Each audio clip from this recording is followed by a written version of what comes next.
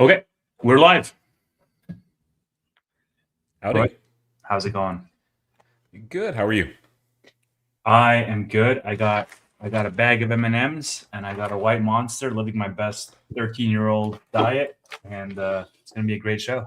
I approve of the diet. I would say peanut butter M&Ms. If you haven't tried them, they're amazing. Peanut are good, but man, Peanut butter peanut butter. anything is great, Yeah. honestly. It's a drink of choice for me. Good Alani one. just to mix it up. So the cherry twist, it's good. A lot of flavor in these. So, and I need the caffeine today. Boy, it's been a long one. There's a lot of news. We're of course in the middle of earnings season, and there's a whole lot of names that have reported, even just today, that are tied into of course, the memory trade, the AI build out as well. And so it's really interesting just kind of seeing how things are opening up. And of course, we are going to talk about today SoFi earnings predictions.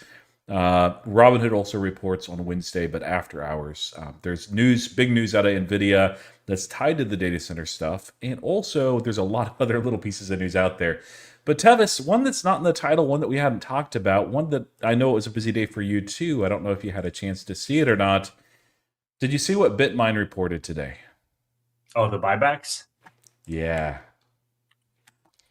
Yeah. 6.1 million shares. Now, I know they have a lot of shares, but 6.1 million shares, the common stock in the past week, an increase from the 5.5 million purchased the week prior.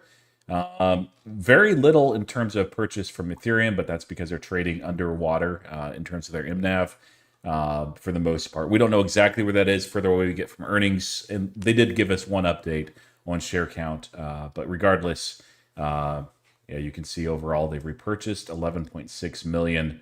And that's it right there. So maybe they purchased a few shares outside of that. Any thoughts on, of course, BitMine is up a lot today. It is up a lot. Ethereum looks like maybe the worst has already come. We'll have to see. My prediction of 1,500 Ethereum looks pretty good. So what do you think? Yeah, look, let me pull this down.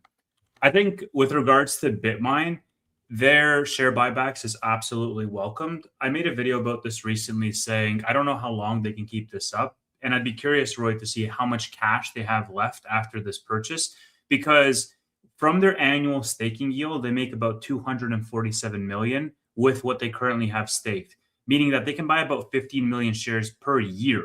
Okay. Not per week. How are they going to get the money to continue share buybacks? Because their entire strategy has been to expand through dilution and use that dilution to buy more Ethereum, thereby to create a recurring revenue stream with the yield. Now that they're buying shares, it's great. But again, I just don't know how sustainable it is to get excited over the long term. Yeah, short term they have this vehicle. If you can throw it up, just as a reminder for people, they just like the MicroStrategy or Strategy now ended up doing. They created this 2 months ago, fairly recent. It was over this last quarter. Preferred shares, these do pay out just like with the strategies, STRCs. It's a less of a yield than what those guys offer, but you also don't see the parity breakdown like what has happened over there. So they are down. Actually, no, they're up a little bit from where they initially issued them from. And so basically, this is one of those vehicles. They have a little over 250 million, but this allows them to continue to buy back for a while. Now, at some point, we'll see whether the appetite for these BMNP hold up or if it goes a direction of STRC. I think the difference is Ethereum is a natively yielding instrument or implement versus Bitcoin. It's not, and so yeah, I think it's interesting. I didn't see that comment. The OPEX for BMNR is also very high, believe it or not. Custodial cost alone was 50 million after going through 10Q. Something to pay attention to. I need to check that out. Yeah. Jet says, I'm surrounded by red. I guess so. My portfolio was green today, so that was nice, despite CoreWeave. Yeah. So, that too, because yeah, got butchered. Boy, yeah. It always, I mean, like, CoreWeave could come out and be like, hey, guess what? We have a new $50 billion contract with the U.S. military. And be like, all right, going down by 50% then. So it's bearish. Everything's bearish. Not really, though. So BitMine, it's one of those that I talked about buying around this time and actually a little bit earlier, late summer, and before we start really ramping into September.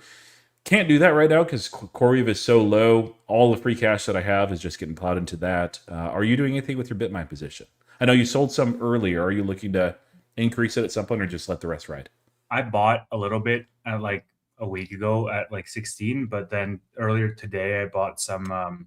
I averaged down on some of the spreads that I were absolutely going to go to zero, by the way, and it cost me a couple $100 to average down on those, and I think I have to hit like $30 by January, and I'll be like out of those at break even. So it's just a YOLO bet to save the rest of my position because I drastically averaged down, and I'm not thinking about adding significantly, just to like, a few $100 here or there, a couple hundred shares. Yeah, yeah. It's I'm at the point where I'll let the rest ride. I'm certainly not bearish on it. Just it's like, man, when certain names sell off and you've been wanting to add to that anyway, you have to figure out, okay, where is your core conviction? And I think BitMine will be just fine. I think a year from now, people will be kicking themselves for not adding here if you're able to. But the reality is, I think that there's other names that I'm like even more certain of long term as well. So Yeah, look, what else with BMNR, Roy, is that we're really getting to the final stretch for clarity, and there are motions for it to actually get to a vote in August, and if not, then very shortly after the recess in September. If that does come to pass, we're going to see Ethereum over 2000. We're going to see Bitmine back in the 20s. It's going to happen for sure. And now you have Schwab pushing for it to happen. You have Goldman that's pushing for it to happen. You also have, other factors that are pushing for it. Let me just, because there was a post about it. Who was the other one? There was another big one that was pushing for it to happen. But essentially, like all of these big institutions, the huge like ETF providers, essentially are pushing for Clarity Act. Yeah, Fidelity 7 trillion, Goldman 4 trillion, and Charles Schwab 12 trillion.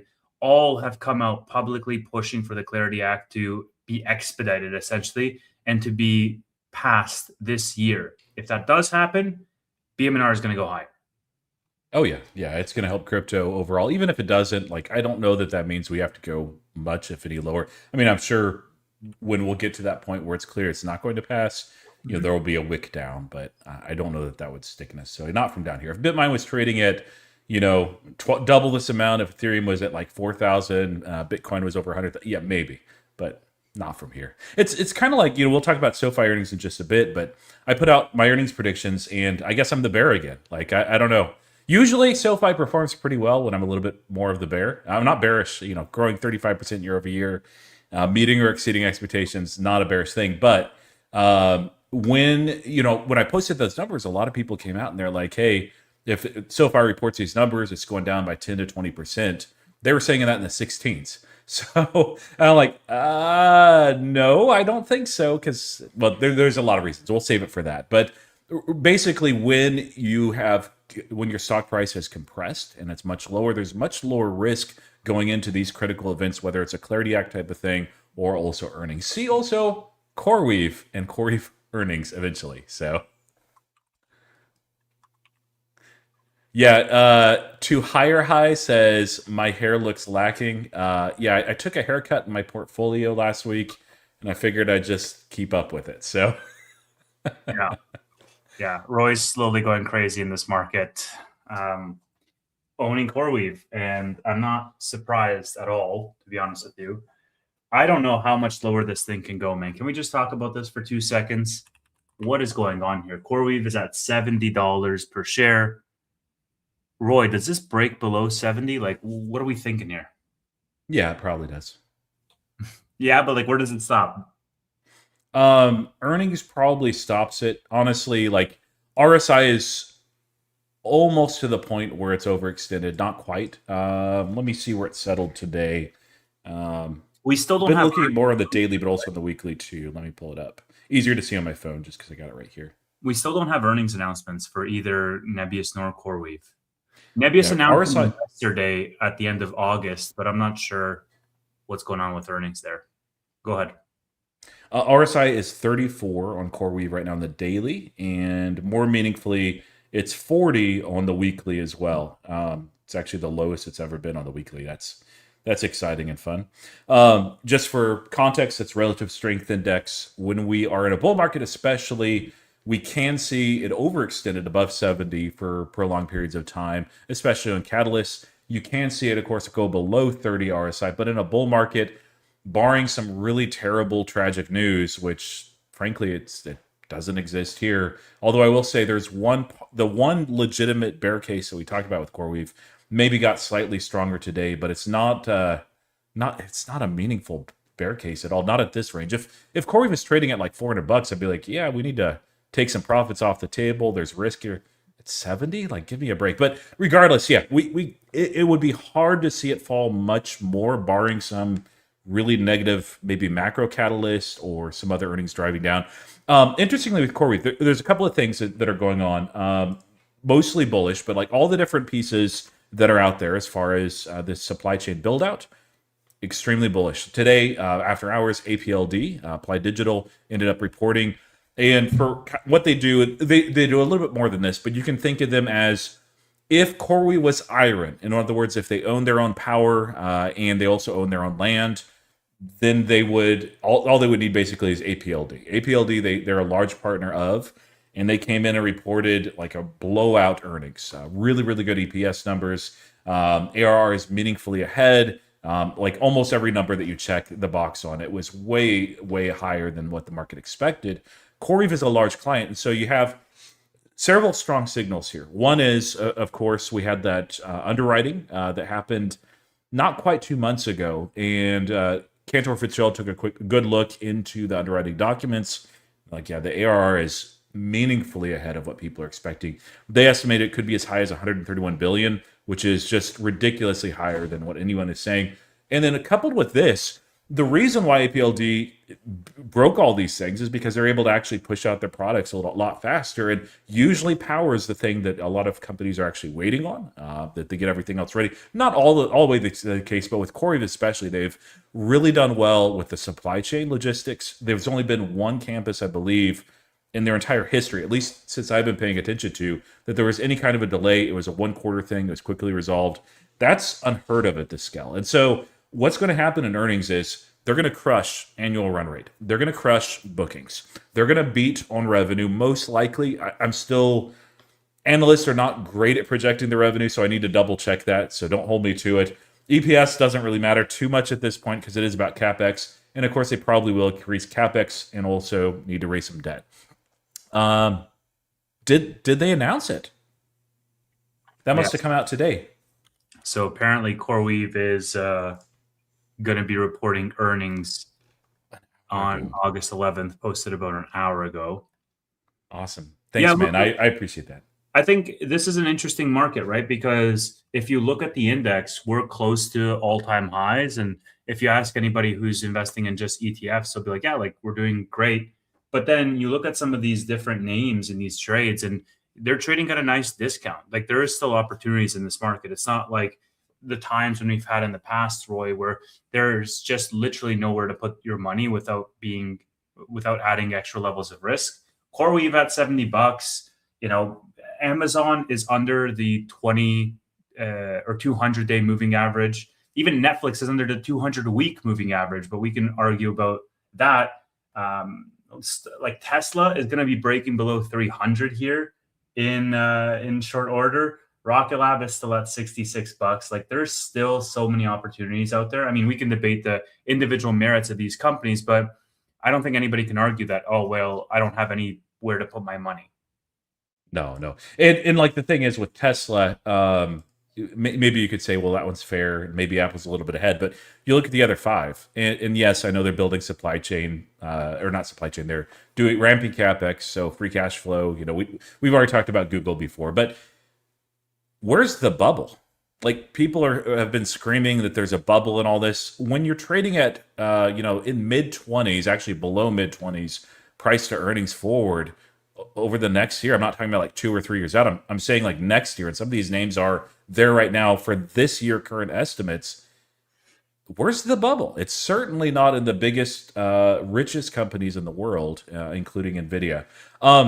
There are some, like, talking about things being relatively cheap. I sorry, you're going to say something, but I want to share like the two other pieces that are connected to this too. Yeah, I mean, a lot of people will see the parabolic run up and then they don't really associate with the actual fundamentals going parabolic as well. Like some of these things are trading at single digit PE. And you're like, what the heck is going on? This is incredibly cheap. And when you look at the stock price, it doesn't look that way because it's done a 4x or a 5x in terms of the actual price. But the business is just growing faster and they have deals going well into the future and there's security there and there's a macro catalyst. And it's just it messes with your head, man. This is a very interesting market that we're in. Yeah, yeah. Some of these companies, like RAM companies in particular, are just ridiculous as far as. So one of those things that I do think is slightly bearish for Corey. It's the only legitimate bear case that I see. Like you can nitpick at some things and say, well, this makes it a little bit more challenging in that, but it's this. So we've talked about it before, but CoreWeave has pricing floor commits on memory. They do that basically to secure certain prices and also certain quantities of memory, which is in short supply. It's one of the reasons why they're able to actually roll out and accelerate the build out as fast as they are. The downside of that is if memory prices collapse at some point, I'd need to look into the details as far as I'm not sure if it's known or not, but what the pricing levels are, how far those go out. Obviously, it's not indefinitely, but this is one of those big things that's been talked about. So CXMT, which is a Chinese memory manufacturer, which for the most part really can't be used by the United States yet, although it looks like there are companies that are lining up for this and they're seeking approval as well. Just some of it goes to Liberation Day, some of it actually a little bit before. These guys closed almost 500% higher for their first official day of trading. And the reason why is they're rolling out, and it's not over the next couple of years, but I think it's a little bit over 2 years out, 2.5 years out. They actually have their foundries that are coming online, which will be a meaningful amount more of memory. So the question is really with the foundries that are being built versus the demand, what is the break even there? What are the others going to respond with? But I think that this is inevitable, no matter how this shakes out, that there will be others entering. When you have memory trading at these extreme margin prices, like hardware, you inevitably have competition. And some of it might be international, like this memory manufacturer. Some of it might be here in the United States. Some of it might be like this massive pivot from some existing business. They're like, hey, we can make memory. I don't, but regardless, this is something that, as far as the collapse in terms of price, like you can see what happened with Micron today. Micron went down, a little bit. It recovered half of the distance there. Most of the other memory names did the same thing. But where they're trading, relative to where they're trading, they look cheap, but there's things on the horizon like this that is showing that maybe some of this will be cyclical. Now, as far as the pricing of the memory, am I very concerned that it's just going to collapse, that'll just be flooded by so much quantity that'll be just dirt cheap? I don't think that we're going to get in that environment for quite some time. But yeah, regardless, this was the one piece that I thought was maybe strengthened. The other, and I'll get your thoughts on this, and then we'll talk about the NVIDIA and OpenAI piece. Gordon Johnson, I mean, classic Gordon Johnson, overstating the bear case, but fair enough. This is, by the way, a pretty terrible chart. This is showing the spread between the SOFR, the overnight funds rate, and the rate that most of these hyperscalers on average, as far as bonds, are needing to pay. And you do see that it's raised meaningfully from where it was right here at 120 basis points all the way to 170. This is actually a really huge increase. But as far as hyperscalers, it's a different group than, and they do get a better rate than the Corys of the world, and also Nebius is now tapping in that market as well. So there will maybe be a little bit of pressure on the upside, just because all these are at the same time trying to get those bonds issued. But yeah, this is anything but carnage in hyperscaler bond land. So, even if we're looking at a little bit higher rates for some of these companies, it's not a good thing. It is a little bit bearish, but the reality is it's not entirely unexpected. I saw this post earlier today where it was on the back of the NVIDIA 250 billion into OpenAI and also NVIDIA 5 billion into Ilya's new company. And I was just like, dude, Jensen is like the new Oprah. He's just handing out billions to everybody in the AI trade. But essentially the post said something to the effect of, it can't be that everybody is so wrong that like all of these hyperscalers are betting the farm on AI. And if they don't see the return on that investment, like these are the smartest people in the world, the most accomplished people in the world, given their track records, and they're betting everything that AI is the next thing. Now, you could argue, well, Tevis, that's just the echo chamber that we live in because AI is in fact a bubble and they're all wrong and it's going to come to a collapse. But it's so hard to believe that these companies who have achieved so much and have compounded so aggressively are, you know, are making a mistake here by going doubling down and tripling down on AI. Because, and maybe this is survivor bias at work. Maybe it's the fact that they have been successful for 20 years and they have successfully compounded their business to multi-trillion dollars that you now give them the benefit of the doubt that AI is going to be successful yet again for them. But it's very difficult to argue bubble because it's literally all of the companies around who are raising debt as opposed to dilution, who are betting the farm essentially that AI is going to be the next paradigm shift, and who are just trying to overspend each other for total addressable market expansion. And it was back someplace in like 2017, 2018, I want to say, or 2019 maybe, when AI just didn't exist. And it seemed as though these hyperscalers were just building massive cash piles. And we were saying, or maybe 2020, we were saying, these guys have nowhere to spend. Like, of course, Apple's going to have $200 billion. Of course, Berkshire is going to have $200 billion because, like, there's nothing to spend on. Like, and Apple became the biggest buyer of Apple and so on and so forth because there was no ROI. And meanwhile, just a few years later, AI comes around and you have negative free cash flow for all of these companies. You have them raising tens and hundreds of billions to capture AI. You have them building data centers left and right. And it's just like, dude, like they wouldn't do that if they didn't see the potential there. I think doubling down on your point, like even more so, people can say, well, American companies, they tend to be pretty aggressive and invest aggressively, and they're competing with each other. And I mean, there's some truth to that. But I think you're missing what ASML is saying, which is not a U.S. company. You're missing what, like, especially TSMC is saying. TSMC, the CEO, I can't think of his name right now, but this is a very conservative company. Now, you wouldn't think that because it's like, hey, they're manufacturing all these amazing GPUs and they have these great foundries, but and they've ramped their capex. But the reason why, if you listen to their earnings calls, I believe it wasn't this earnings call, but the last one, although we did touch on it this earnings call as well. Essentially, they said, hey, we're very conservative. We don't want to overbuild. We understand that that's a legitimate concern that some people are having. And he said, we've given this a lot of thought. We've looked at a lot of research. We've talked to our customers. But we didn't stop there. We talked to our customers, and every single one of them, without exception, is saying the exact same thing, that there just an immense amount of ramp that's happening in this space. Anyone that's touching in this space is really, really bullish. And case in point, you can see the reaction here to the NVIDIA news that we'll talk about here in just a minute.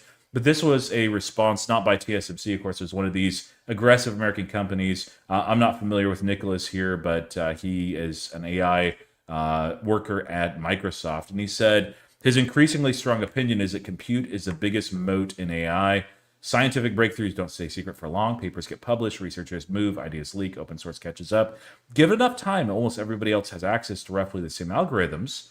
What doesn't diffuse nearly as fast is the ability to run 10 times bigger training runs, collect 10 times more real-life experience, or billions of inference tokens, and iterate faster because you can afford thousands of experiments in parallel. Scaling compute is brutally hard. It's not easy. People think bare metal is easy. It's not. It's GPUs, power, substations, networking, cooling, lands, permits, supply chains, and hundreds of billions of dollars. You can't just decide to build that overnight.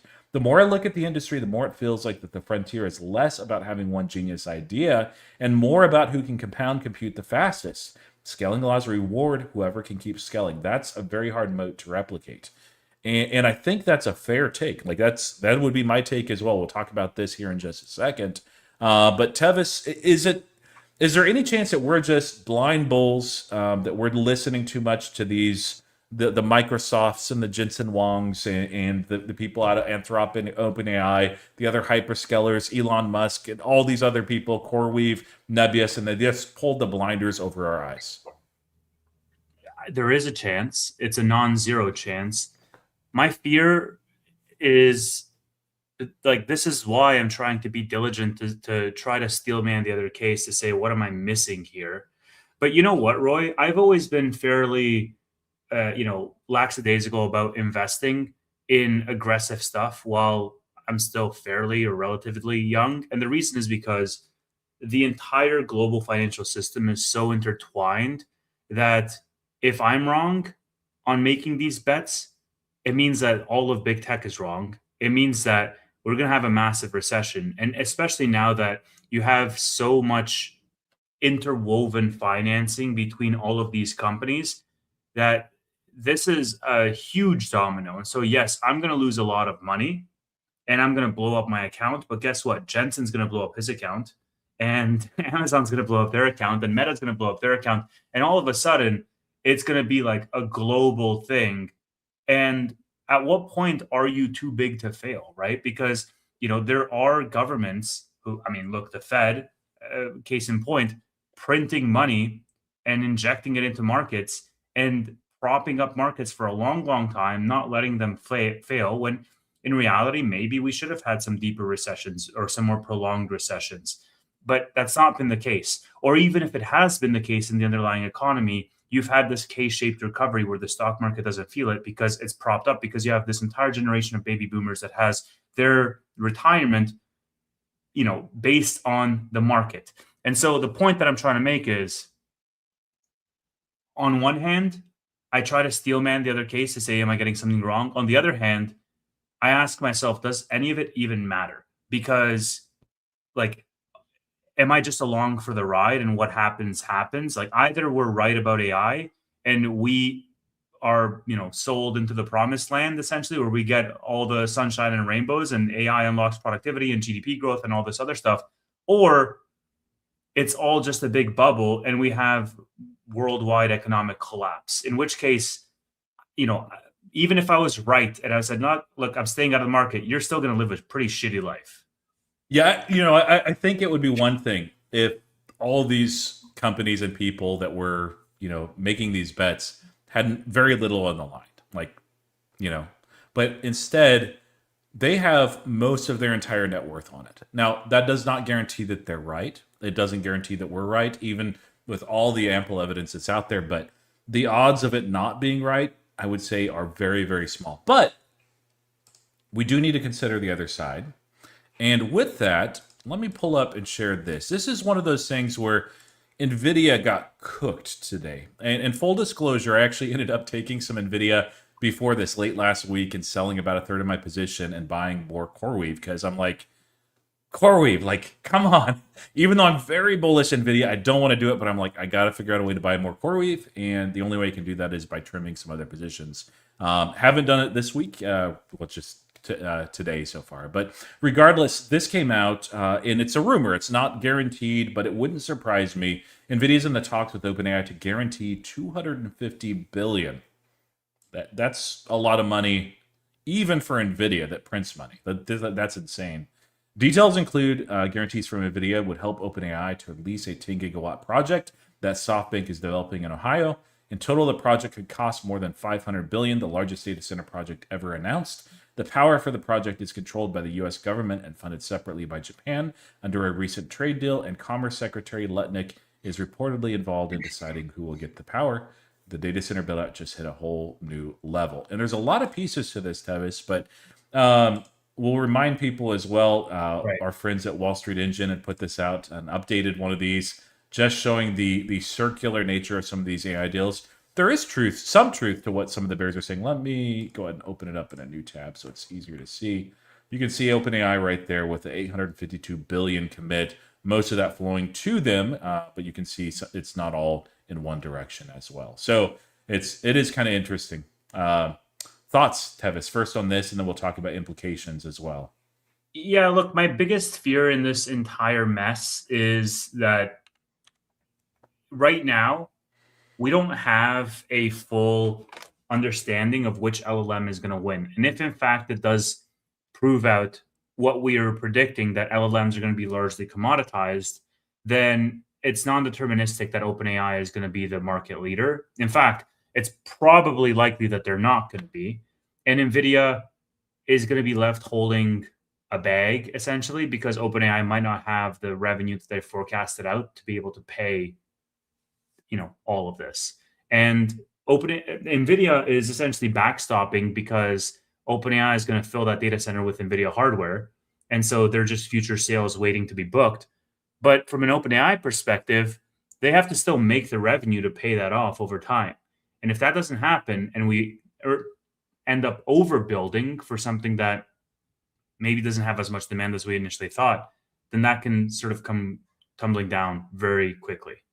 So that's my only fear. So the fun thing about that is with the Javon's paradox, if that happens, now it would take some time to catch up, but what that would mean is your prices would collapse on a lot of things, which would lead to a lot of demand ramping over the years. This is not NFTs. It's not anything like that. This is more like the internet than anything else, and you don't see demand go backwards. You might see it accelerate slower at times and faster at times. Right now, it's ramping just ridiculously so. Yeah, look, it could be like the internet, right? But how are we sure that OpenAI won't end up being, Firefox or Microsoft Edge browser or Bing? We don't know. We don't know, right? I'm sure Bing gets a lot of hits per day, and I'm sure Bing offers some great search results, but everybody's on Google Chrome. Nobody's on Bing. Yeah. And so the point that I'm trying to make is how is it that OpenAI is betting on somebody being the next Google Chrome when they can turn out to be the next Bing? The internet is going to get built regardless. Yeah, I mean, I'm not, and I've not been the most excited by OpenAI since 2023. I think you and I were on that same train, that we were ahead of the curve as far as saying, maybe this isn't the best with OpenAI, but Anthropic we've loved. With OpenAI though, they're not terrible. I would say probably not the same level of quality, and their play is more towards consumers. Or initially it was. They're pivoting more into enterprises as well. And there's some challenges there for sure, but a lot of measures, at least recently with OpenAI, have been really bullish actually for them. They're growing rapidly. Demand is growing rapidly. I'm seeing them now. We can laugh at Sam Altman just because where his initial stance was with advertising, but they're like, I got a thing today in my OpenAI app saying, hey, you can go ahead and do ads now, design your own ads using our product. They have a lot of different ways to tap into, and a lot of people, when you have NVIDIA that's saying, again, it's a rumor, that they're willing to line up nearly, $500 billion up to that amount for this data center build out, it's hard to see that fell. And so my takeaway though from this, even more so than OpenAI, is if OpenAI has this kind of support, and it doesn't surprise me, do you think that NVIDIA is going to let CoreWeave fail? Now, CoreWeave is not failing. There's no really balance sheet risk. All that's overstated. I already gave the actual bear case, which, again, they've talked about hedging against that, and that's the only thing they need to do. They have finance guys at the top. They know how these things work. Maybe they don't do it perfectly, but the company will be fine. But if it wasn't, is there any doubt that NVIDIA and probably the U.S. government would not step in and say, hey, let's help these guys out? Yeah, but do you want to live in that society where the government has to step in and save bad products? Obviously you don't, right? And so I understand, but NVIDIA is so entrenched. They have a hand in the Nebius cookie jar, and the CoreWeave one, and the OpenAI one, and all the way down to Nokia, right? All of these investments, I'm sure NVIDIA doesn't want to let any of them fail, but at some point, some of them,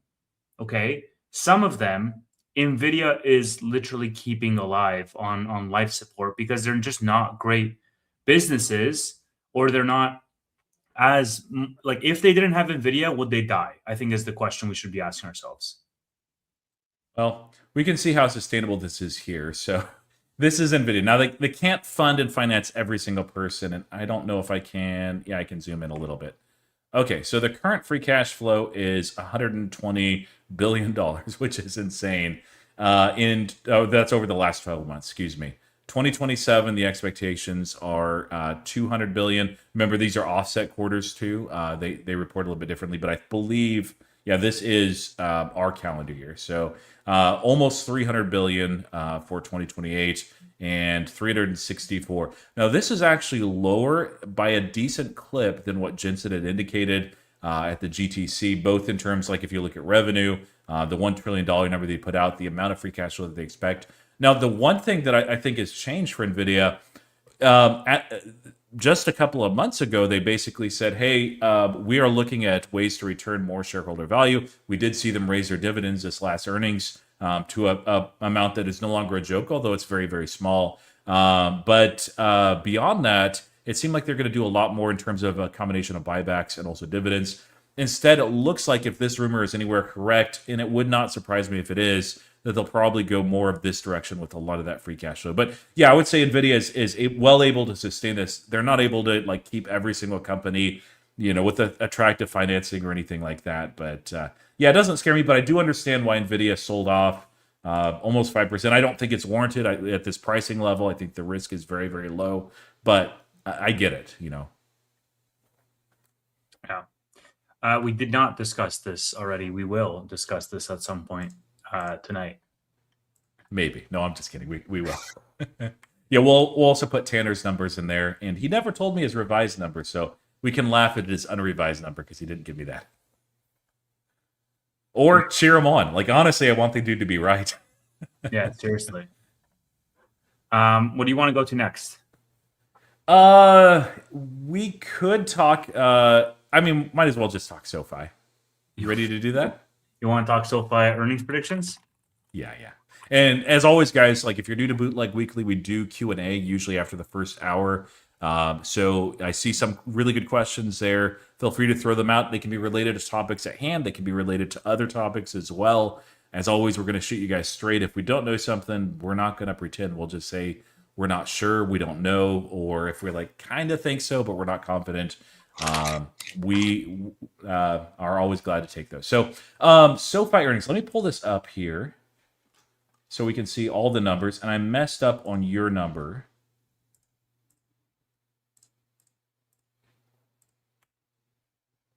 So just from top to bottom, and let's talk about each of these. You can see financial services, where Tanner's initial number was so ridiculous that I really hope he's right.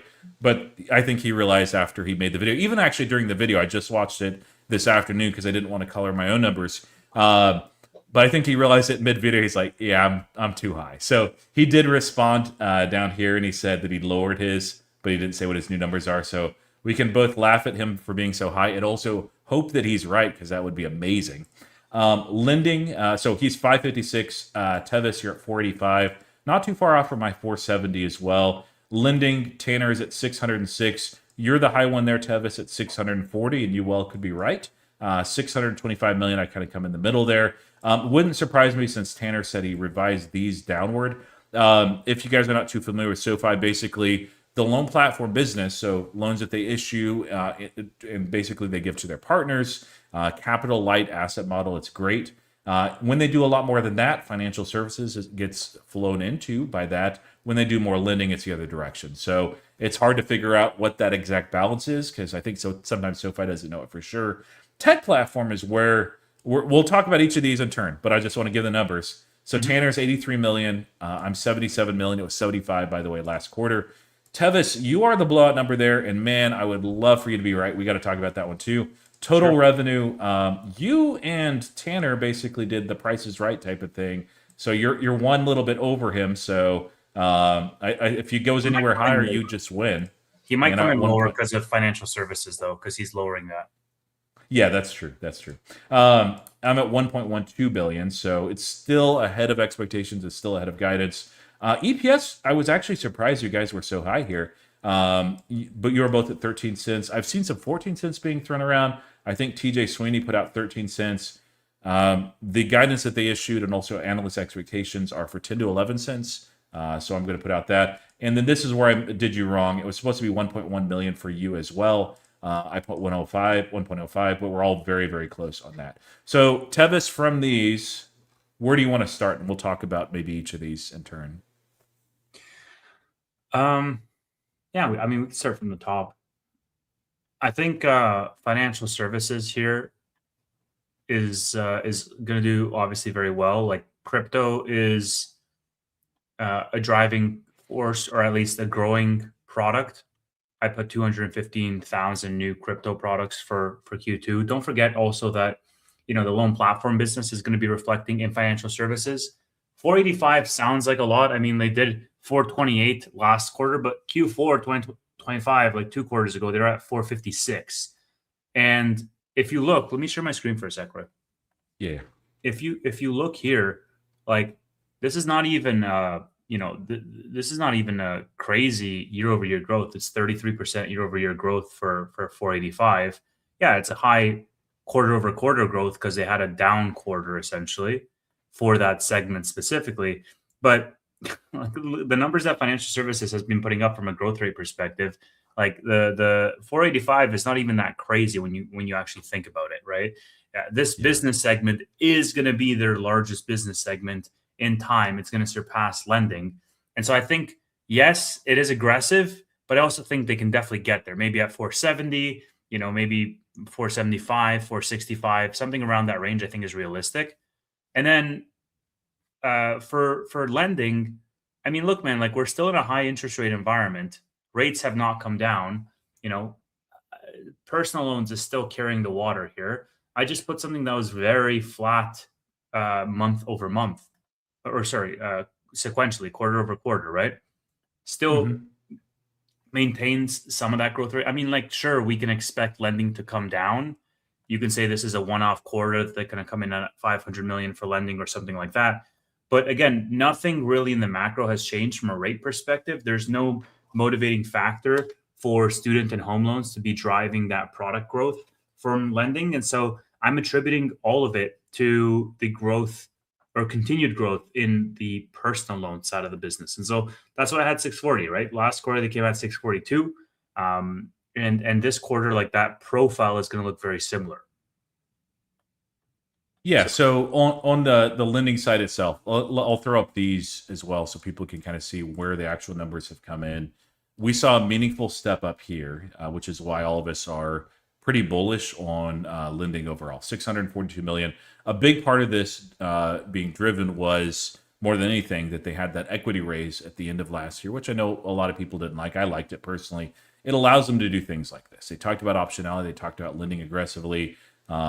Several of us had called out that they were going to do something like this. The thing that was a little bit of a surprise, though, was more on the financial services. We'll talk tech in just a minute, but financial services here, I was expecting for it to continue to accelerate, but it didn't. And there's a couple of factors, but really the biggest was that they just chose to issue more loans on their own side and hold those on their books, rather than actually go ahead and sell those to their partners for the loan platform business. They do make more money that way, but there is, just like with any loans, you have actual risk just because you bring it in your balance sheet. So going into this quarter with the guidance that they didn't raise last time, and it seemed like that they were being a little bit more conservative. If you look at the way that their bottom basement APRs that they were offering have continued to track up and to the right, I think that they're being a little bit more cautious and conservative, even though they do have a massive cash pile, just because there's been rate cut uncertainty. And yes, guys, I do see your questions on guidance. We will talk about that for SoFi, because that is the elephant in the room. Now, we also got a read today. Lending Club reported they looked like really good numbers. I don't track that very closely, but usually when Lending Club has very, very good lending numbers, SoFi has even better. And so, I expect that both lending and financial services will look quite attractive. I just don't think we're going to see anything near that, but I'd love to be wrong. So, I think your numbers are more than solid. I don't think that there's anything wrong with that. I mean, honestly, like if it wasn't for the current environment, it wouldn't have surprised me to see even higher than that. And we could. Yeah. Tech platform, though. Tech platform is the outlier. So I came in at, let me, explain mine first. 77 million, Tanner 83, and you came in at 100 million. So we can look at the tech platform here, and we see this massive drop off. And the reason for that drop off, in case you guys are not familiar with SoFi, they had their largest client, Chime, off board, and there was a one-time penalty that was realized right here.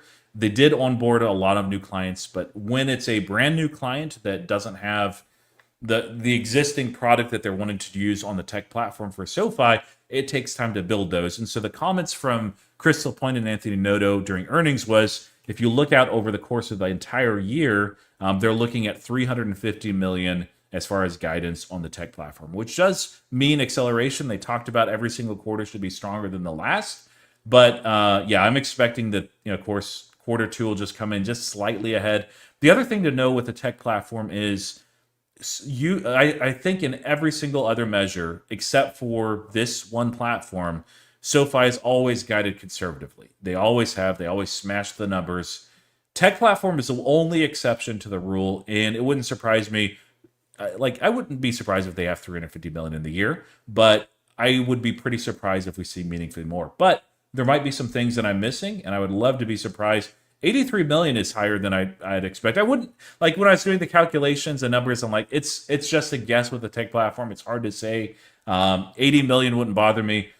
Your number, though, what is, I would love that, but what is fueling this number for you? Honestly, man, like, I think with the tech platform, I always go high and I always get disappointed. So I think it makes a lot of sense within Chris Lapointe's 350 million guidance that, like, the math says that it should be closer to like 83, 84 if you just evenly divide those out. But I don't know. I think with a lot of the new deals that they've been signing, plus the Chime thing was sort of a one-off, and I think they're going to outgrow it in 26. Yeah. That's the number that I'm probably the least confident in, is the tech platform number. I could totally, bump that down to like 90 or 85, and it'll still be like on the high end of your guys' forecasts. So, like, tech platform, I always have it higher, and they always disappoint every single quarter. And I don't even, like, 3 months later, I forget why I had it high in the first place. And I go high again. So, but I mean, even 100K isn't even, or 100 million isn't even that high when you think about it. Like, it's high because they don't have Chime.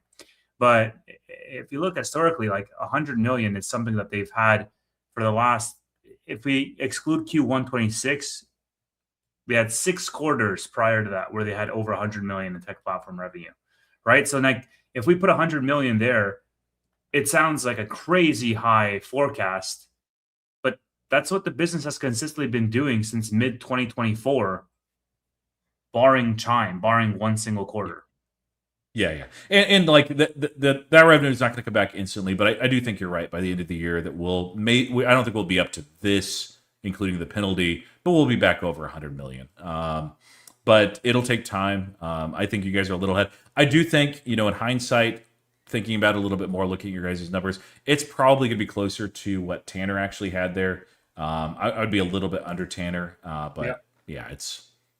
But if yours come true, if his initial financial services come true, and you were the high guy in lending, oh boy, that's going to be an exciting quarter. So either way, like, I'm the low one here, but we're not really that far off. A lot of this, by the way, is because of corporate, which is a negative almost always.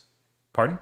It's always I think there's only one quarter in 2024 where it was positive. Yeah. What did you put corporate, by the way? Right. Well, I guess 2 in a row. I put negative 50 million. I think you had negative 60. Negative 40 is what I had. Negative 40. Okay. And it was Tanner then that had negative 60. I didn't include that in the thing because that's, it's just like in the dark. I think, like, so many of these variables, right? Like, you seem so crazy bullish when you come out with these, like, aggressive numbers, but in reality, it's like, if I had put negative 50 instead of negative 40 for corporate, and if I had put 90 instead of 100 million for, the tech platform, it's like, all of a sudden I'm in line with everybody else's. So one variable can skew. This is why this is fun. This is why this is a game to do predictions. Yes. Yeah, it's going to be good no matter what. Like, even if mine come out, we're looking at mid-30s growth. Mm-hmm. That's good. That's really good, and it's ahead of consensus estimates. It's ahead of guidance. We'll talk about guidance in just a second, but EPS. So I had 11 cents. Everybody else had 13 cents. Tim Sweeney also had 13 cents as well. Let me pull up something here as far as like a comment of the reason why. If you want to talk about why you came up with 13 cents, I know you put in a lot of thought into this. What did you have for the net income, Roy? I don't recall. I would have to pull that up. Yeah, pull it up because Um, I'm wondering it's what share count lower. are you going off of? So it's Here, lower than what I would anticipate typically, and the reason so why. here, like I'm just wondering if you're going off of the new share count or not, 1.378 million. Yeah. And because if you're going off of these other share count numbers, we might have like close to the same number and it might come out less, but Well, the share count's higher, so the EPS would be lower. Or if I had the wrong share count number, I would be on the higher end of EPS. So this is the reason why. yeah, yeah, go ahead. So from the earnings call itself, Anthony Noto, I think this is Anthony Noto speaking. It might have been Crystal Point. I think it was actually Crystal Point. So anyway, an adjusted net income margin of approximately 12 to 13%, which equates to 10 to 11 cents of EPS. This is related to the second quarter. And then this factor right here. So the rest of the year, let me blow it in a little bit. I lost it. 1 second. Okay. He said, as I mentioned in our call in January, each year we have a seasonal payroll taxes due the first 2 quarters of the year. And so you can look at how that weighed on EPS last year. And we are accelerating marketing expenses the first half of 2026, which I've seen as a SoFi member, in addition to our significant investments in product innovation. So that's big business. Banking is one, of course, the crypto play, and there's a lot of others as well. They have some acquisitions. All of that basically hurts EPS temporarily. It's not a forever thing. It just all hits in the exact same quarter. So it's certainly not bearish, but I would be a little bit surprised, especially given the fact that they've not raised their guidance at all, that they would come in much higher than this. Now, could we see 12 EPS? Well, yeah, we could for sure see that, but I think it is going to be 11. It's also what analysts are expecting. It's what they guided on. And then last quarter, I believe it was just a meet on EPS as well. So that's what I was basing this on. So that's saying those kind of one-offs go away in the second half of the year. So I think the EPS will be quite robust in the next half of the year. And so if they do guide accordingly, that we don't have quarter 3 guidance, we just have full year guidance or the rest of the year, that might be a nice upside surprise that people are not counting on. But this EPS, I think, will be just in line. Let me show you how easy it is to skew these numbers, okay? So I had 177 million for net income, right? They have net income margin of 12 to 13%. I assumed 15%. But let me just for fun go 14%. All of a sudden my EPS drops to 12. Right? Let me go 12%, which is what they were expecting. EPS drops to 10. 13%, EPS is at 11. And so it's just like again, back to my original point, one variable can skew these numbers. Like you could be absolutely dead on with the net income number, but you just get the net income margin 1% wrong, and all of a sudden you're wrong on EPS. So it could very easily be 11 cents because if you're just assuming, hey, they're going to be in line with what they're guiding, 13%. Oh, guess what? It's 11 cents of EPS, right? Yeah. Can you throw up JKSAC's comment? He says, this is why SoFi sucks. Their EPS has been basically flat. 2 things for this. So one is they're not optimized for EPS. Now, that doesn't mean that EPS shouldn't grow.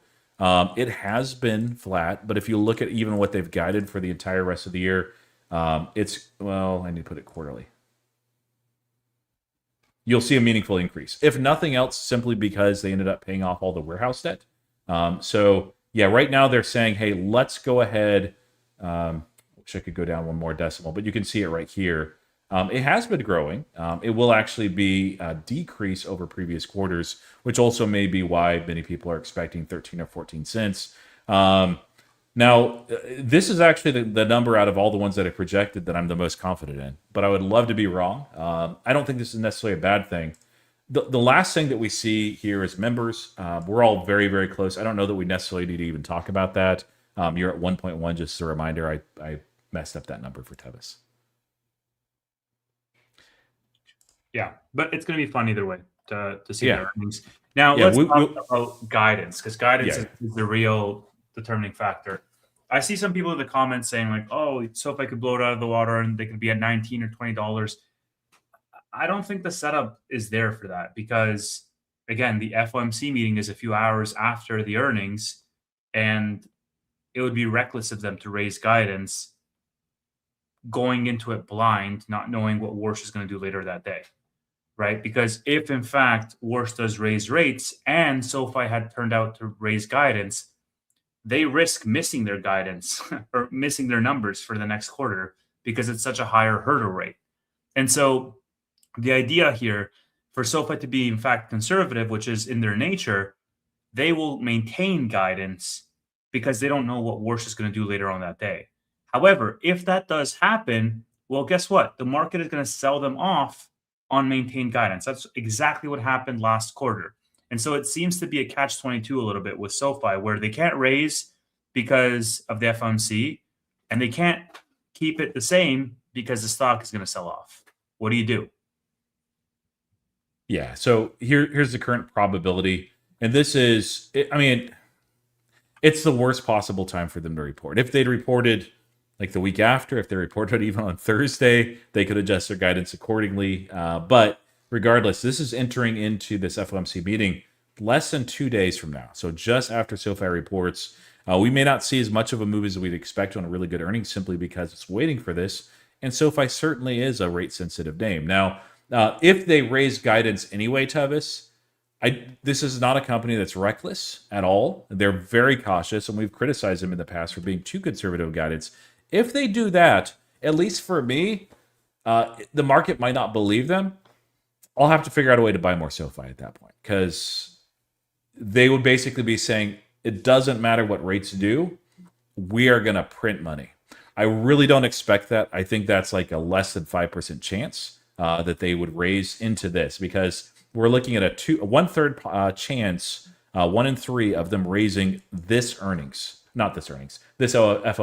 meeting versus through the end of the year. We're currently looking at the kind of consensus of one hike, maybe 2 hikes, and more people are expecting 3 rate hikes, almost 3 to 1, than staying flat.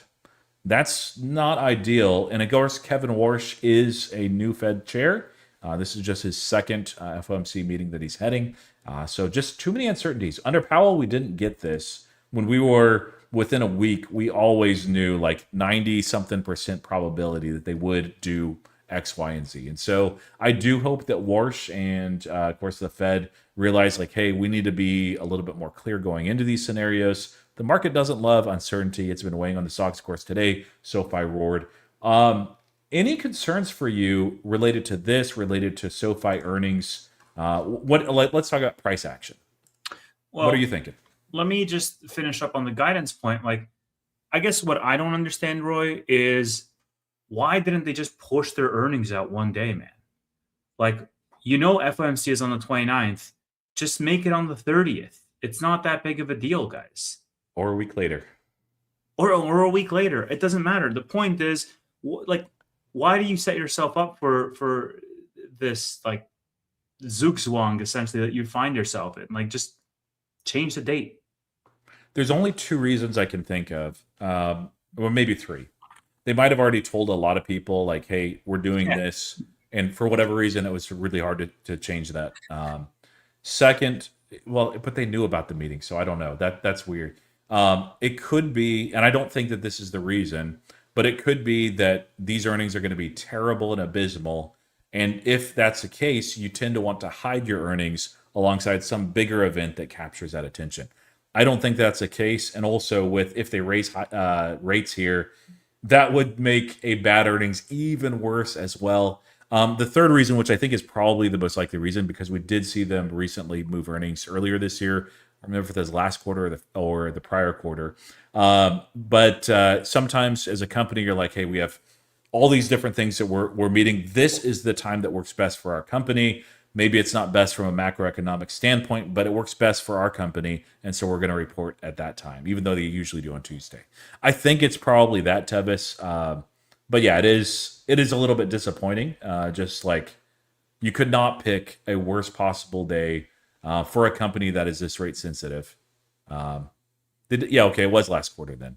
Yeah, they had changed the date of it because of just that date fell best for the company. Yeah, look at this. I mean, Investing for Freedom says terrible take. They're focused on the business, not reporting earnings. Look, man, I get that, but I definitely don't want the management team to go out of their way to try to pump the stock.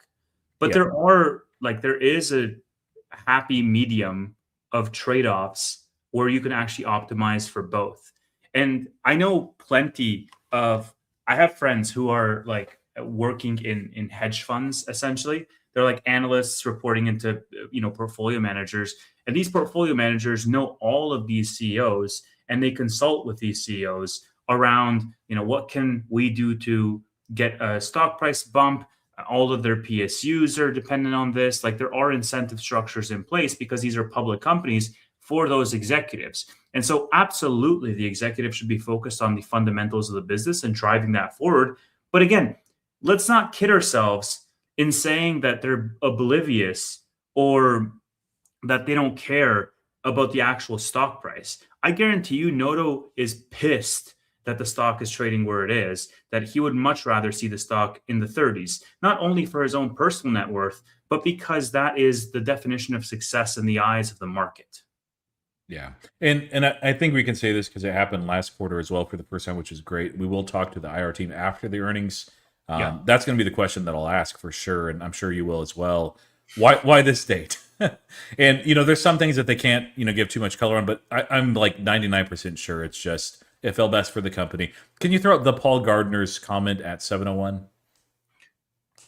And he says, you think Noto was buying at $18 going into trash earnings doubtful? I agree. I don't think that these are trash earnings. We've seen our numbers. We don't think that they're at all trash earnings. I'm just saying that those are like the three scenarios that the only ones that really make sense is why you would do the earnings here. And I think that that's the least likely out of all the ones that I mentioned. Like I would say it's a less than a 1% chance that they're wanting to hide their earnings. So yeah, he's buying. A lot of his net worth is in line, like Tevis said. Their PSUs, which they've already missed, but they have a large amount of net worth because of the stock-based compensation tied to the stock performance as well. And they also have a vested interest to do right by shareholders. They do. So price action. Yep, I'm just throwing up a poll here, and we'll see what the people think, and then we can talk about it meanwhile as they vote. So let's just give me a sec. Sure. Yeah. So while you're setting that up, this time with price prediction, it's always a stab in the dark. You never know. We've seen every single quarter great companies that are not trading at extreme valuations have great earnings and then they sell off, or terrible companies report pretty bad earnings. They're already expensive and then they go up. That doesn't happen too often, but it does happen. And then compound that with the fact that you have the FOMC meeting. Like if they have amazing earnings, it just like it hits Tanner's initial financial service number and your lending number and your tech number and your corporate number. You're just super bullish, man. And your guys' EPS stuff. And they grow like 2 million members instead of, we could still, if they hike, not see the price go up. And that would be frustrating, but like the reality is that determines more than probably this individual earnings. Now, the other factor too is we could have basically, you could think of waves as far as there's troughs and then there is peaks. I can't remember the term of it. Man, it's frustrating. But regardless, you could see really, really good earnings happen.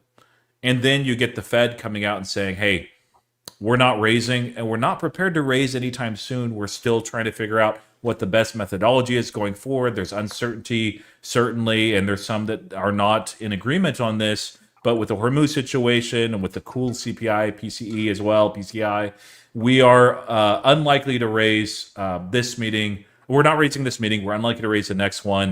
And we're not even sure if we're going to raise all the way through the year. Now, I don't expect that they'll say that much, but honestly, nobody knows. But if they do, Tevis, even if SoFi reported like terrible earnings and they missed all their numbers and they came in way worse on all these segments, you would probably see the name at least be flat, if not up. So if they put in great earnings and we get a, hey, we're not hiking, and they basically signal that they're not ready to hike necessarily anytime soon, although they are factoring that in. I think that this would be well into the 20s. So I'll give you two. Let's do two different guesses. So one is they don't hike, and the other is that they hike. What do you think the price is? So I'm going to say for SoFi, if they report these numbers and they don't hike, I think we could see $22 a share. End of day. There's no way. They do, But if okay. they do hike, well, I guess we'll start there. So if they don't hike, I'm saying 22. What would you say if the Fed comes out and they say, hey, we're not hiking? Not saying all through the end of the year, just this meeting. Look, there's two. I think you're thinking about it wrong. There's two vectors, and the Fed vector doesn't matter until we get the actual SoFi vector. What do I mean? I mean that it's sort of a catch-22 because if the Fed doesn't hike, right, that's only the second gate. SoFi is not going to increase their guidance. If SoFi double beats and keeps guidance the same, what is the stock? And then we add on top of that, what is the stock if the Fed hikes or doesn't hike? You get what I'm saying? Yeah. So part of this too is I think that SoFi will comment on that, or I don't know that SoFi will necessarily. I think that analysts will ask and they'll say, well, what about these different scenarios if they do hike, if they don't hike? And I think they'll say, well, our guidance assumes, worst case scenario and everything. So obviously if that doesn't prove true, we have a lot of runway here. So I think it'll have a compounding effect there. But yeah, what are your predictions in that case, then, Tevis, of those scenarios? Yeah, let me very easily tell you my predictions. My prediction is that SoFi is going to double beat. They're not going to raise their guidance. And as a result, they're going to get sold off. And maybe they're going to close the day around $18 a share. And the Fed is going to come out and they're not going to hike. And maybe it finishes the day at $19 a share-ish. That's probably the more optimistic scenario that we could have. I don't think this thing's going to break 20. I don't think this thing is going to run to 22 or anything crazy like this. Now, hold on. If they actually raised guidance and if the Fed came out and they cut rates, yeah, we're at 22, baby. But they're not cutting. No, so it'd be higher if they cut rates. Yeah, no, sure. But I think 18 to 19 is sort of the optimistic scenario of where I see SoFi at the end of day on Wednesday. We can talk about the pessimistic scenario, but yeah, I mean, I think pessimistic, it's like SoFi lowers their guidance, in which case they're trading at 16.50, and then the Fed goes and raises rates, in which case SoFi is at $15 by the end of the day. Oh, lower, much lower. If they lower guidance, they're not going to lower guidance, though. I think they'll stand pat. They didn't raise last time through the end of the year. There's plenty of wiggle room here. Maybe lower, but that's the range we're playing with, right? Realistically, I think it's going to be between $17.50 and $19. Yeah, the other scenario in my mind, like if they come out with the numbers that I'm expecting, I'm just going based on that, not saying anything is different there. So they come out with these numbers, but the Fed says we're hiking and we're hiking right now. I think that we might see SoFi not collapse, but it will certainly fall under pressure. I think that we could definitely see it, 14 or maybe just a little bit below in that scenario. Obviously, if there's a lot of different ifs and thens, like going back to your comment, they're not lowering rates. If they did, though, I think we'd see a plus 5% day at least on the NASDAQ, like just on the NASDAQ. SoFi, even if they didn't report earnings at all, they'd be up double digits. So that would be a fun scenario. But yeah, it's not going to happen. Although one can dream, but no. Yeah, look, man, I'm going out on a limb and saying they're not going to break 20s. People in the chat think I'm crazy and they're going to break 20s. I mean, we're going to be here on Thursday, God willing, and we're going to see if they do or don't. I don't think that's going to happen. I have covered calls on SoFi, and exactly because of this catch-22 we find ourselves in with the guidance. If they don't raise guidance, they're not going to 20. They can't raise guidance because of the Fed. Therefore, they're not going to 20. Yeah, I mean, like they're already at 17. So I think that just given, we don't know how much is priced in as far as the market with the rates, but it's not, the market will be quite green, I think, and it's part of the fade. And the reason why I expected there would be an initial pop and then a fade on Monday was because of this. This is looming large, and so if this number goes to zero as far as rate hikes, we're going to see the overall market rally, I think, quite nicely. The gain we would have had otherwise today, it would have been there. I think that we might even see something like maybe a 2% up day, maybe not quite 2% up on the S&P, but 2% for sure on the Nasdaq. If they don't raise and they don't signal that they're like, hey, we're gonna maybe raise next time. Like they're just kind of, well, we're monitoring the situation, but we're for sure not going to raise right now. So that is going to add some impetus to SoFi, but we don't know. Like that's the bottom line, is we don't know. And this is the time where it's, I think, the greatest uncertainty as far as where the stock price will fall, because it's got two massive catalysts happening on the same day. Hopefully they both end up in a positive direction, but yeah, we don't know. So yeah, you're saying 25 guaranteed, right?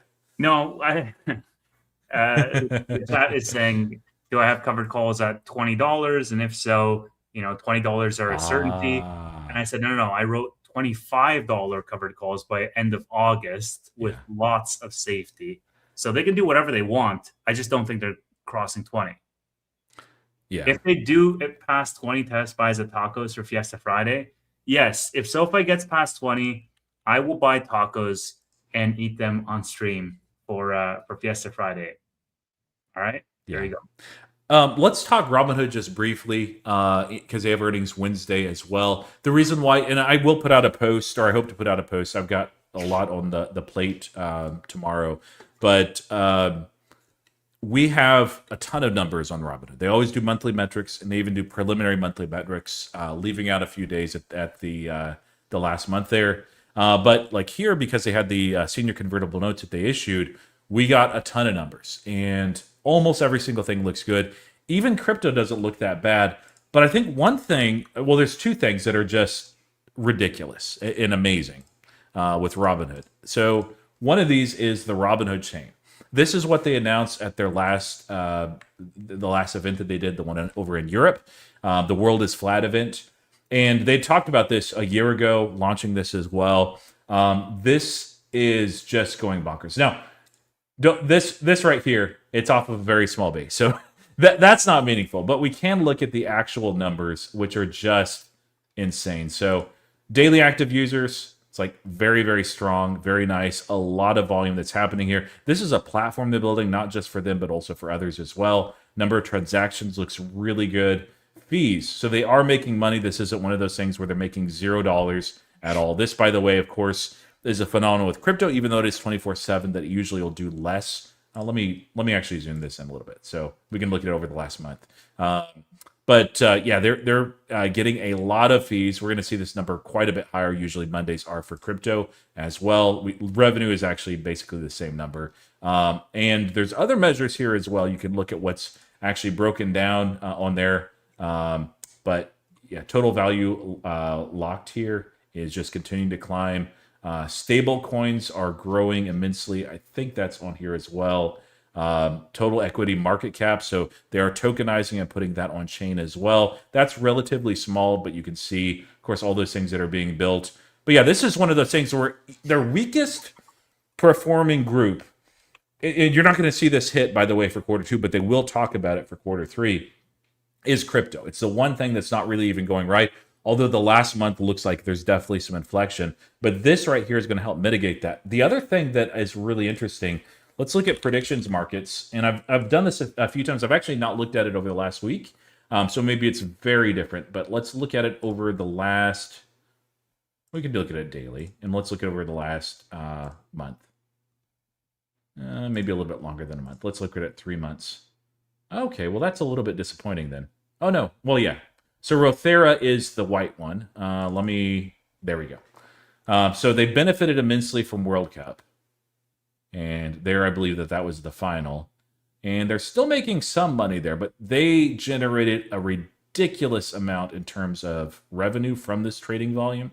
They are still rolling out, basically most of their predictions markets platform is built on Kalshi right now. By the year's end, pretty much all of it will be on their own platform as well. But regardless, this right here is just such an insane amount of money. Now, you might say, well, that's just June. Yeah, but it's a ridiculous amount. Almost every other measure, all-time highs for options, all-time highs for equities, all-time highs for margin as well. Securities lending is one of those things that was a little bit disappointing last time.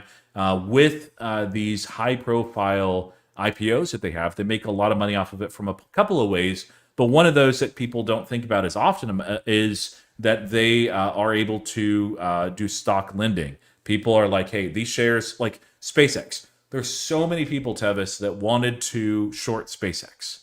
And you can't do that if no one gives you your shares to lend against. And so people do that, and the premium was insane. I haven't looked at it in a little while with SpaceX, but the platform, Robinhood itself, makes a lot of money off of that as well. That they pass some of that on to users that are willing to sign up for that. But man, this is going to be a really, really strong quarter for Robinhood. And you're a shareholder.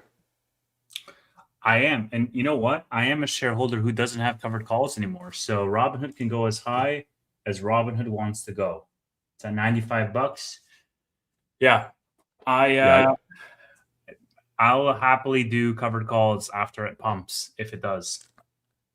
I did write covered calls on Robinhood. I did not on SoFi.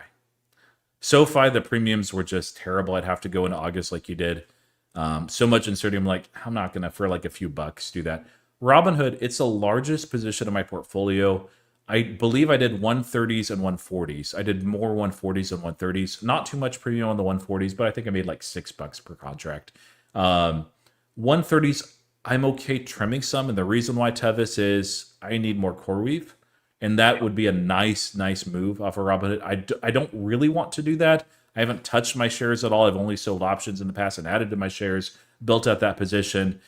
But the reality is it's pretty violent in the way that it moves. And man, if I can buy a meaningful amount of CoreWeave at $70 per share, I need to figure out a way to do that. Since it's my number one holding, I've not trimmed any yet. I'm okay doing that at 130. I doubt that we get there, but I'm okay with it if we do.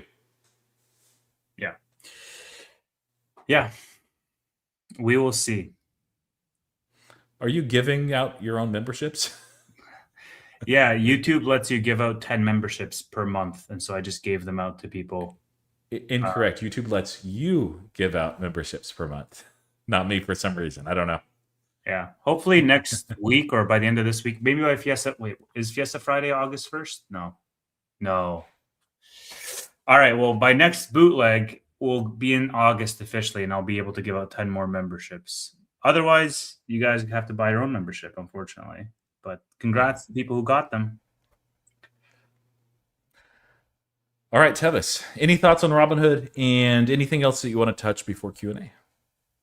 I'm just hoping I don't have to eat 100 tacos by Friday, bro. That's like, why do I have to open my big mouth and promise people things? Wait. I missed something. They go past 20, Tevis buys the tacos for Fiesta. Ooh. Yes, I have to eat tacos on stream on Friday if they go past 20. Well, I think that commenter was saying you buy tacos for me. I think is the way people? It works. Oh, for you, yeah, absolutely. Not with the sombrero on, bro. When I visit Houston, I'll live stream me and Roy eating tacos at a restaurant or something. Oh man, there's so many good. Like you can throw a rock and hit a good taco place here. Yeah, you guys. Yeah, Taco Bell, that works. No, I mean like I don't hate Taco Bell, but no.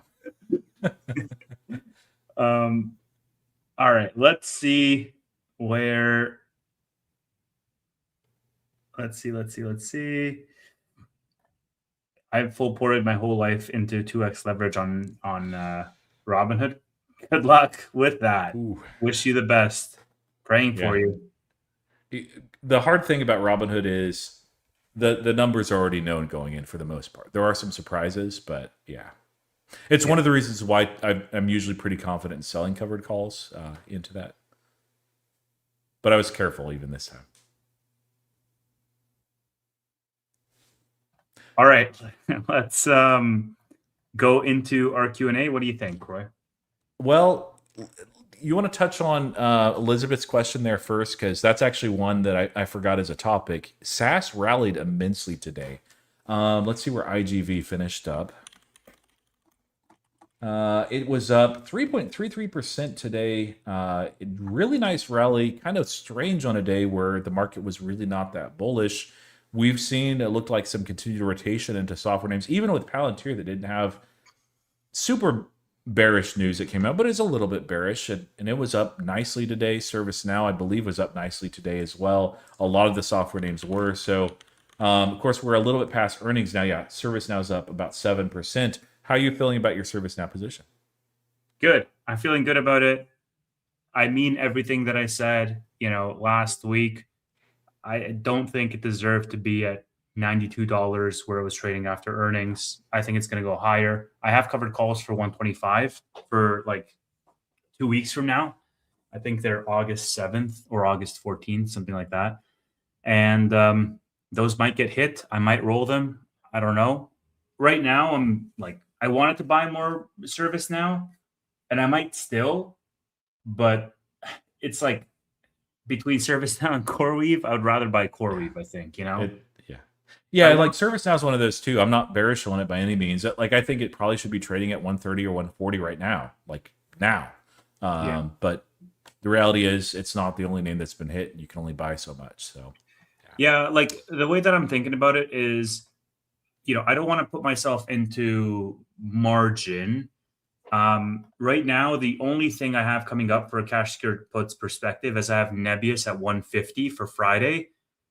And I could have taken about 50% profit on those today and closing them out. But I was like, we'll let them ride for maybe another day or two and like see what happens. There's so much premium still in them, Roy, because of the FOMC, because of Amazon and Meta earnings.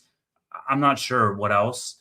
But if I don't get hit on those, then the next obligation I have is my 4 Amazon contracts at 230 for August 21st. So they're about 25 days away.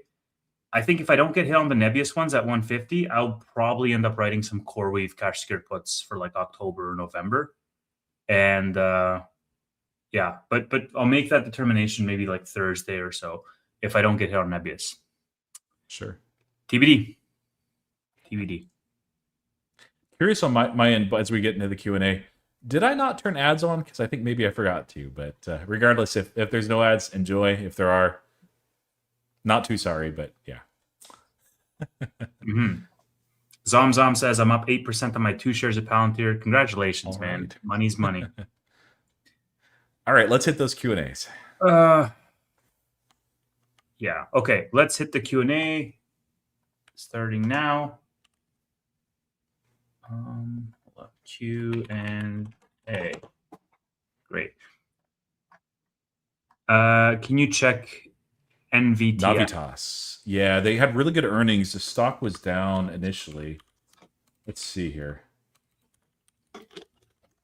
And yeah, they're down a little bit. I saw that also with a couple other names that are in this, not in the same space as it, but they're in the AI supply chain itself that are getting hit. Let me see if I can pull up somebody's quick post here. Okay, yeah, here they are from Shy. And I've not looked at these yet, but yeah, the revenue is up. Little beat there. This is one that I wouldn't focus on too much on like the current numbers. It's more of like what they're building, the moat that they have with the gallium nitride as well, and then the direction that these data centers are being built out in the future, which is very bullish for gallium nitride as a substrate. But EPS came in line, gross margin about the same, plenty of cash as far as that runway. Revenue 14 million versus 11, so that's their guidance, and yeah, margin. So. Their AI is driving accelerated market demand for its power solutions, with nearly all revenue expected coming from higher power markets by the end of the year. And that really is like a shift that you can almost count on as far as the data center build out being a bullish thing for Navitas. I'm not a shareholder. I've swung traded before. I did end up picking it up in our stock draft. Yes.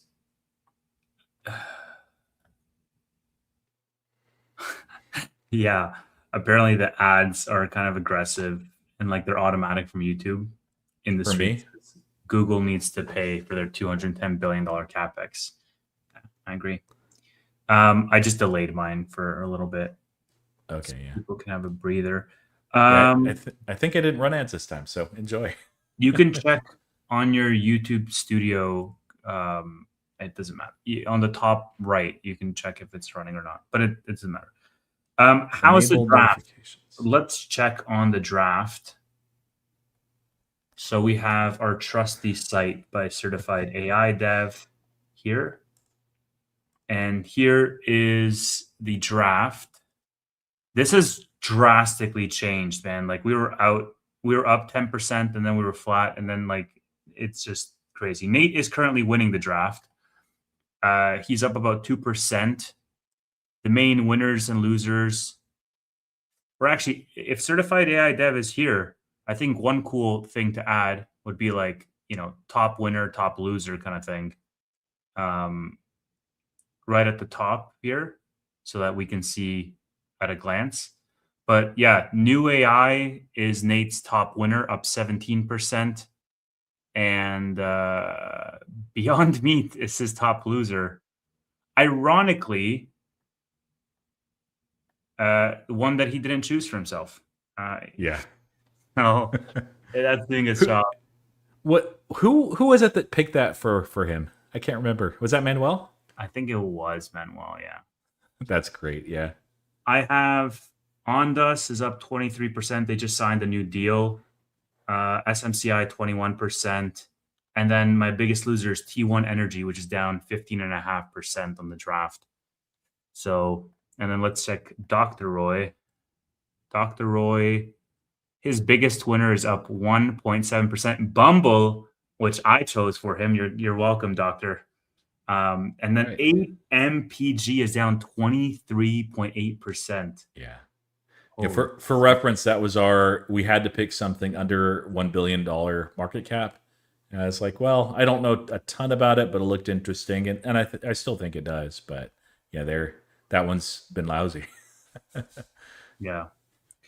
But yeah, like these results change on a daily basis here. So yeah, I was third pretty consistently. And then today, just the bottom fell out, I guess. Yeah. Anyway, so that's the draft. We're gonna check in on the draft periodically. You guys can let me know. And yeah, let's continue with our questions.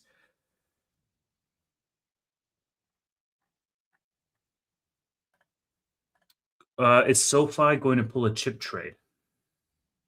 No. Do you think? I'm not even going to dignify that with an answer. Do you think fears about open models could reduce the demand for massive closed frontier training runs that drive CoreWeave GPU cloud revenue? I don't think so. I think open source is very, very important. And I mean, pretty much all the major companies of the world think that as well. They've signed that petition from Jensen Huang.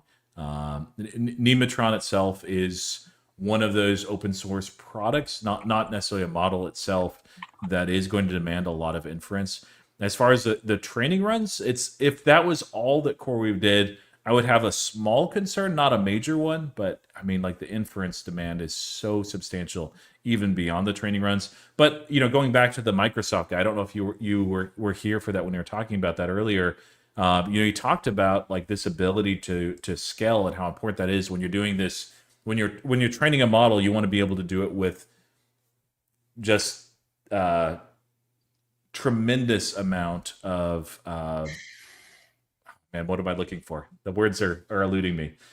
You don't want to just scrimp and save and try to do it with as minimal amount of inputs as you can, unless you are borrowing from other models as well. So the frontier models can't afford to do that. Open models, I don't know that they can consistently afford to do that, especially with the challenges that they're facing. But yeah, like bottom line is, it doesn't matter as much for CoreWeave. I would say just slightly. As far as which models are winning, which models are being trained, whether it's open source, whether it's not. I did have somebody ask me and say, well, don't you realize that Kimi and all these other models are optimized for the Alibaba data centers? Right. But the reality is, like we've seen with Nebius, like today had an announcement related to Kimi. We've seen it with CoreWeave. We've seen it with all these others as well. the reality is with the open source models, they will be run on these other environments, CoreWeave, Nebius, and so forth. It's not a bad thing. And I think that the more models that we have, which really is a commodity, the better it is, because then people can pick and choose whatever is right for them, whether it's this massive training run that they're doing for training Fable or something like that, versus just they want to ask it a question that's a very simple query. Yeah, so look, I won't comment on the demand factor. One thing that I want to ask based on this question, Roy, is I found it really interesting with NVIDIA's open letter who had and who had not signed it, because we saw Nebius sign it almost immediately over that same weekend. And we still don't have Anthropic or Amazon or CoreWeave or Iron. None of these guys have signed the letter. Only Nebius is signed the letter. Of course, OpenAI signed it after some coercion, let's say, or some public backlash. But we had a pretty strong unified front from Meta, from Microsoft, from Elon, of course, from Jensen, all supporting this this letter that NVIDIA had. So what do you make of CoreWeave and Anthropic and Amazon and Iron, all of these guys still not signing it?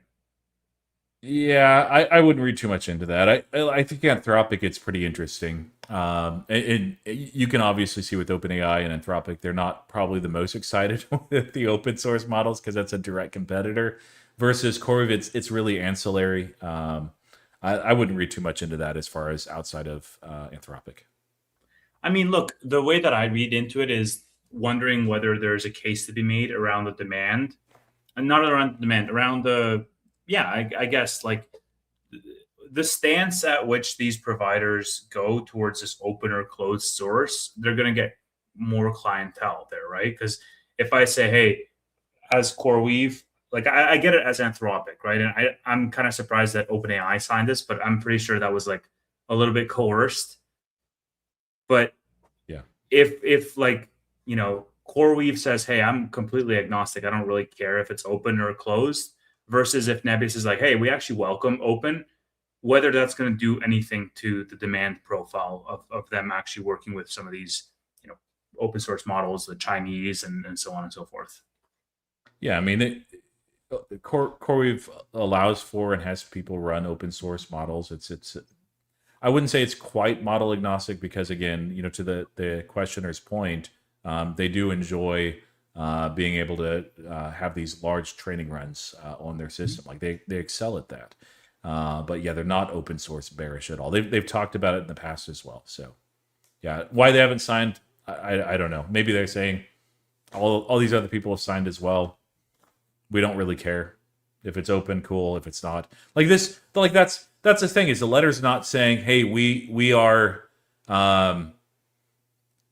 fully committed to open source and we think it's the best or anything like that. It's just them saying, hey, U.S. government, you shouldn't really interfere here. And CoreWeave's probably, I haven't seen CoreWeave like be politically active beyond like local, where they're trying to build these data centers. They just, I don't think that that's a game that they don't want to play. Versus like Anthropic and OpenAI, like they're very politically active. So Nebius, I haven't seen that though either. So it's interesting that they did sign early. Yeah. I don't know. Like, it doesn't really cost them anything other than sort of saves face. If, let's say, there's pressure to lead more heavily on open source models, and Anthropic's like, no, we want to close the game because we want to have more control over this.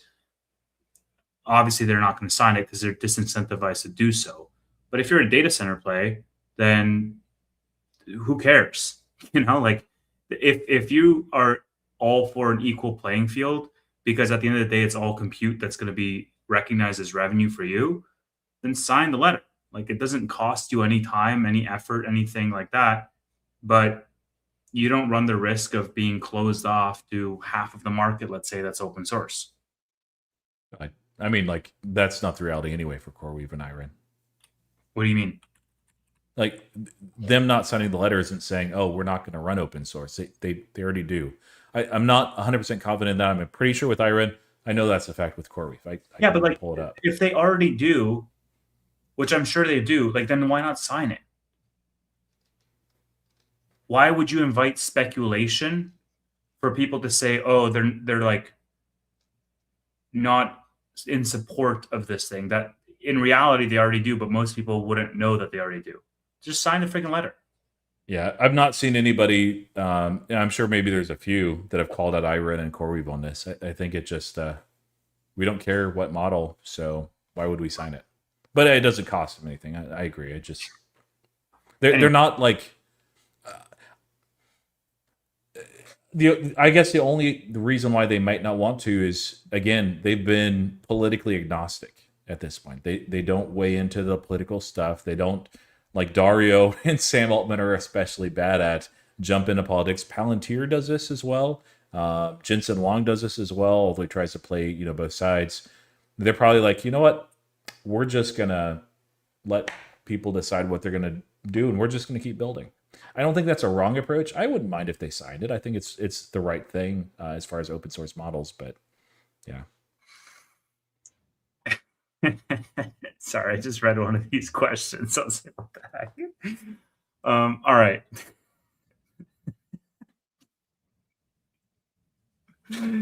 Okay, so that took me out. Did you see the question I just read?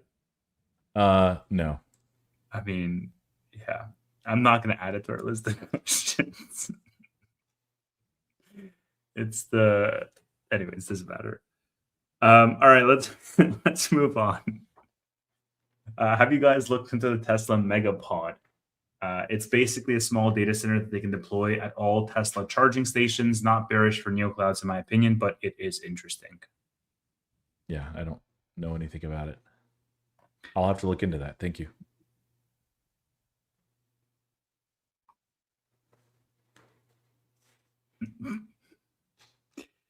Are you guys buying shares or leaps for CoreWeave? Why not both? Yes. I bought shares higher. It's around, I think my average is just below 100, which is painful. And I ended up adding leaps also higher than the current price because it just keeps falling on its way to zero. But yeah, I've been buying nothing but leaps recently. Mm-hmm.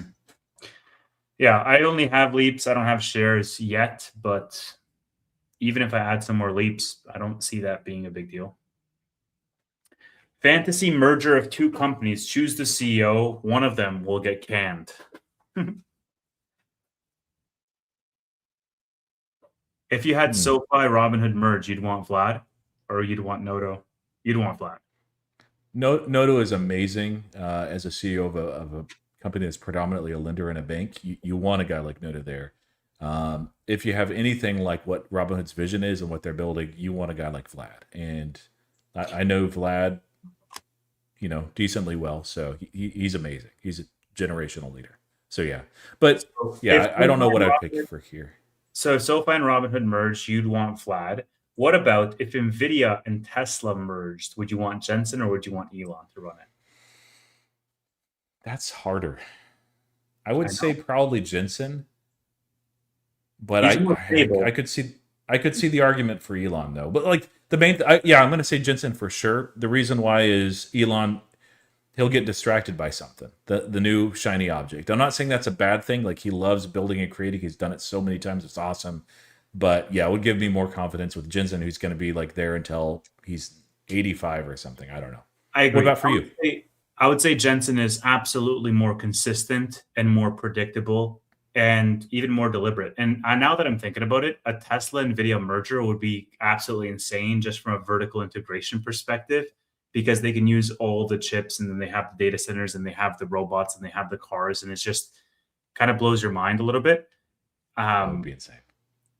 It would be. What about the Robinhood SoFi merger? You got to pick one.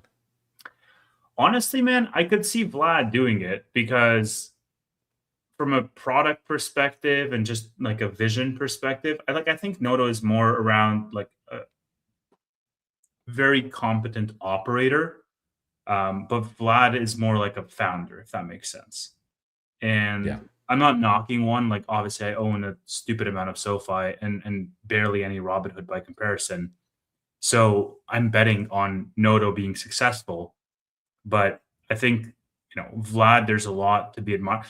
I always have a special place of respect for these founders who can take a company from zero all the way to being publicly traded, because it is a drastically different skill set of what type of leader you are at a 10-person company or a 100-person company or a 1,000-person company, and what type of leader you are in a public company, dealing with all the shareholder scrutiny, dealing with all the analysts out there, the financial engineering that's required for these companies, and so much more. That's not the skill set that a founder has at a 50-person startup. That's not the problem set that they have at a 50-person startup. And so when you have somebody like Vlad or somebody like Zuckerberg or Jeff Bezos or Elon who can do it all the way through, that is such an acquired skill set, and you have to hold that in high regard. And so while Noto might be a founder or seen as a founder, he didn't start it from the ground up. He inherited it essentially, and he's done a good job stewarding it. Very good. But it's a completely different ball game when it's your company from day zero. Yep. Okay, let's continue. Without AI, would we be in a recession? No. I think we'd be closer to a recession without AI. Yeah. For sure. Let me just scan to see if there's any questions that I'm missing. Bookmark. Yep.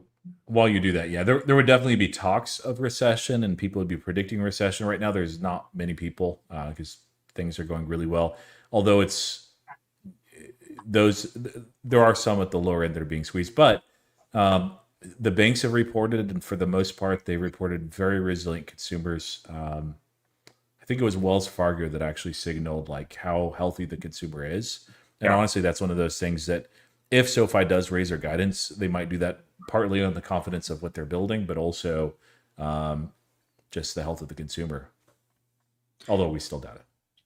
Do they spend big on AI because they actually see the potential, or because they have no choice? Great question. I think honestly, both. They see the potential and they have no choice. I mean, unless you're Apple and you're okay being left behind, then the rest of these guys, I don't think have a choice, because they want to keep compounding their dominance onto the space. And AI is just the next frontier where the battle is being fought. That's just the reality. Well, yeah, I agree with you. It's both. I would say it's mostly because they see the opportunity more so than anything, because had they punted the AI race completely, it would not have been the right thing to do, I think, for most of them. But regardless, they would still be growing massively. Their stocks might actually be up higher. They still have a lot of levers that they can pull for that forward. But yeah, they see the opportunity. I would say, the no choice part, like you can see with Google Cloud Computing, for instance, with the report, I think they grew 86% year over year, which is just ridiculous for something like this. And so they have no choice but to build out more of that capacity. They wouldn't have to do as much if they didn't see the potential, though. But there's something to the no choice. There's a little bit of that there. All right, we pause this Q&A segment for some breaking news. Nate says, FYI, Anthropic dropped a massive letter on, quote, their thoughts on open weight models about an hour ago. You don't have to search for it, Roy, because I got it right here. Our position on open weight models, a post by Dario, Anthropic CEO. I'll just skim, okay? Over the last few days, there's been a lot of discussions on open weights from China, a use of Chinese open weights models by U.S. companies. In response, many have signed a letter for open weight models, and some have accused Anthropic of wanting to ban open weight models as a means of protecting our business. Anthropic has never advocated for a ban on open weight models. These models don't have dangerous capabilities and are a public good. They don't cost anything besides the compute needed to run them, and they provide value to businesses, developers, and researchers. So the protectionist bans would not address my most serious national security concerns. I'm worried about two nightmare scenarios. Primary concern is the risk that authoritarian governments build AI models that are more powerful than those built by the US and use them to achieve permanent military superiority. I mean, that's kind of a stretch. It's not that AI in isolation is going to lead to you dominating the world, but sure. And number Plus two, distillation. You don't do that. Instead, distillation is used to catch up. where? Weird. Yeah. Yeah. And number two, my secondary concern is the risk that powerful AI models may be misused to carry cyber attacks or bio attacks. They might have serious alignment problems. Open weight models, it does not matter whether they come from China or anywhere else. They do potentially present a higher risk than closed models. This is only if you trust Anthropic, by the way, because it's very difficult to apply guardrails to them or monitor their usage. And once weights are released, they cannot be withdrawn. Anthropic, blah, blah, blah. I do support the following three measures. Okay, you ready? Number one, we should not sell powerful chips or chip making equipment to China, and we should crack down on the rampant smuggling and workarounds to obtain such chips. Number two, we should crack down on industrial scale distillation operations, saying that distillation is a much more compute efficient process than training models from scratch, allowing China to build better models than its number of chips would ordinarily enable. And number three, all sufficiently capable models, open as well as closed, should go through mandatory safety testing. This is the best way to address threat number two, to test these models for cyber, biological, and alignment risks before release. I think that's a key phrase, alignment risk, because you have an entirely different political system over there building AI. It's never going to have alignment risk with the US, but sure. Whether open models do or don't pose an increased risk can be mitigated is something that should emerge from testing rather than be decided in advance. This brings me to the open letter. We're almost through. I agree with much of it. Open weights expand access to the AI economy. They strengthen competition, at least for some use cases, and give customers greater control. But I don't agree with the letter's assertions that open weight models necessarily make it easier to develop safeguards or broad access to capabilities necessarily helps defenders more than attackers. To summarize my and Anthropic's position, we have not and are not advocating for a ban on open weight models as a category. We should instead focus on keeping powerful chips out of authoritarian hands, stopping industrial scale distillation, and requiring safety testing for all sufficiently capable models, open and closed. In essence, they're not signing the letter, Roy. That's what you should take from that. Yeah, they're saying, U.S. government, please defend our moat. And like, to be fair, like the distillation stuff is not right. And it's also not right that people are like, we don't know what percentage is distilled versus not. It depends on the model, a lot of their factors, but I don't know how anybody could look at what's going on and be like, oh yeah, the training costs are completely real and there's no distillation. Like you don't get that from the numbers, and you can see the inference, they're not really that efficient at all. They're the same as others. But I largely disagree with the letter outside of perhaps like the U.S. government stuff itself.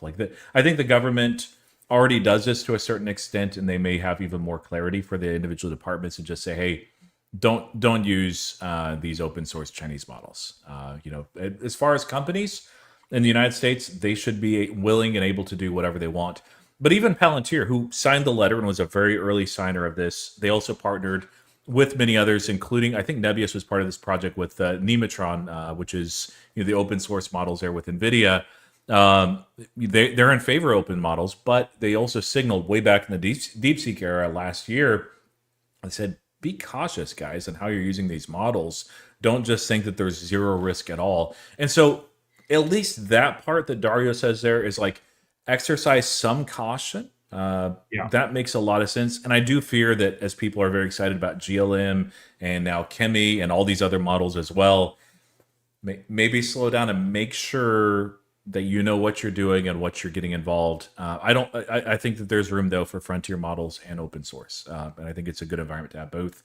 I don't think the government, outside of government specific implementation, should weigh in on who can use what model. Yeah, let me share my thoughts very quickly on Dario's letter. I agree with the message, not with the messenger. It's the pot calling the kettle black, basically saying, oh, we should crack down on China having an authoritarian regime on, open or on AI models and weights. And meanwhile, it's like, isn't Anthropic doing that already? But no, it's good when Anthropic does it. It's just bad when everybody else does it. It's completely perverse incentives that they're trying to defend their moat in basically having complete and utter control over the future of AI. And so while I agree that, hey, China shouldn't have this, like, great, US companies shouldn't have it either. Hence open source. You know, you can't say like, oh, I agree with open source when it's convenient to me and when it doesn't disrupt my business and when it doesn't really matter at the end of the day because we're not giving chips to China anyways. Right. What? That defeats the whole premise of open source. Yeah. So that's in a nutshell my thought on Dario's letter. Let's continue with our Q&A. How about that? Did you discuss Hood? Yes, we did. Do you guys think that easy money has been made on the AI trade over the last 2 years? And the madness in the market is just big money repositioning for the next big shiny object, possibly crypto? No. No. I think the market is disrespecting crypto, or has been until pretty recently. Crypto names are doing a little bit better, but no. Yeah. I think there has been easy money made on AI, stupidly so. I don't think that, there is no more easy money to be made on AI. Yep. Do you think SoFi tanks like last time they report earnings? Yes, possibly. Depends what you think is tanks. Yeah. I mean, like if we get a rate hike, yeah. What if SoFi doesn't take this time? Eventually, it'll break the expected trend. Possibly. I don't know what to say. They can tank, or they can either not tank. Those are the two options. I think they tank. Yeah. I don't think that they tank. I think most likely it just depends on the rate hikes. If we don't get a rate hike, they're not tanking. You think the market is going to rally if we don't get a rate hike? Consensus is, yeah, you think so? They would have to have very hawkish comments otherwise, because again, into Powell led, or not earnings calls, I keep doing it, FOMC meetings, we knew what was going to happen. And so there were not too many surprises. Sometimes there was comments, it's like, hey, they've adjusted this word and now it's slightly more hawkish or slightly more dovish. When 33% of people are like, hey, a rate hike's happening in 2 days, that's a lot of uncertainty. And so some of that surely is priced in. It has to be into the market. And so when you're like, hey, that 33% is ridiculous, no. But also it works the other way. That if only 33% is expecting a rate hike and we get one, we're going to have a lot of downside pressure. Like S&P 500 could be down 2%. We might see NASDAQ down 2.5%. SoFi, even on a good earnings, might be down double digits. Bob says, if Warsh raises rates, Trump is bombing the Federal Reserve for their nuclear enrichment. Yeah, I mean, he tweeted out today even that interest rates should be lower, like a couple of days before the Fed meeting. So we know where he stands on this. Thank you, Jack, for the $10. Driving across the desert between Yuma and Phoenix with my bootleg. Hell yeah. The nebulous cash secured put options are wild. Agreed. My investing strategies are veering toward them, trying to put up guardrails. Yes. Yes. No, the premiums on that are insane. There's a lot of names where the premiums are just ridiculous, both directions. So, yeah, very attractive there. Yeah. Enjoy the trip, Jack. Let's see. July sucks. Wish we could go back to June. Thank you for the $5. Maybe we'll ask his question next because he donated. Sure. He asked, let me scroll to it. Where do I have it? I bookmarked it somewhere. Hold on. We have it right here. So ThroomTube asks, Roy, you constantly say some stocks are not a screaming buy. Can you name your top 5 screaming buy stocks in order of the loudest to the softest scream? Tevis, name my top 1 for me. CRWV is Roy's top 1 screaming buy. I think I can name all 5 for you. Okay, good. Let's see. I don't know if it's going to be in order or not, but I'll say CRWV is going to be one of the screaming buys for Roy. I'll say I'll say BMNR is going to be one of them. I would say not quite screaming, but it's on the cusp. Yes. I would say Figure is probably a screaming buy for Roy. It's Correct. at $30. Oh, yeah. Matthew got it too. I would say, oh boy, Rocket Lab is probably close to being a screaming buy for Roy. That and Voyager are on the cusp, not quite screaming, but they would be a buy, like in isolation. Yeah. I don't know if he's going to consider Air a screaming buy. It's, I would say a little bit under. Like I would say it's almost a buy, not quite a screaming buy. Like if you see Air in the 50s, that's a scream. Wait, I feel like I'm missing a big one. You're missing two big ones that start with the same letter. EG is probably a screaming buy for you? It's a buy, not a screaming buy. All right, what do under I miss? Under 11. NVIDIA here under 200. Like yeah, I mean, sure. And then there's another one that starts with the same letter. Nebius. Oh, where it's man, trading Nebius right and now. CoreWeave is like the same thing. Yeah. Sure. What's the order? Okay, so we got CoreWeave, we got NVIDIA, we got Nebius, we got Figure, and what was your fifth one? I don't know if I have a fifth one. There's a lot of buys, like a whole lot of buys. I'm not sure. Like I think 4 is probably enough. So yeah, I'd go CoreWeave, Nebius, Figure. Sorry, CoreWeave, NVIDIA, Figure, Nebius. CoreWeave, NVIDIA, Figure, Nebius. Highest to lowest screaming buy for Roy.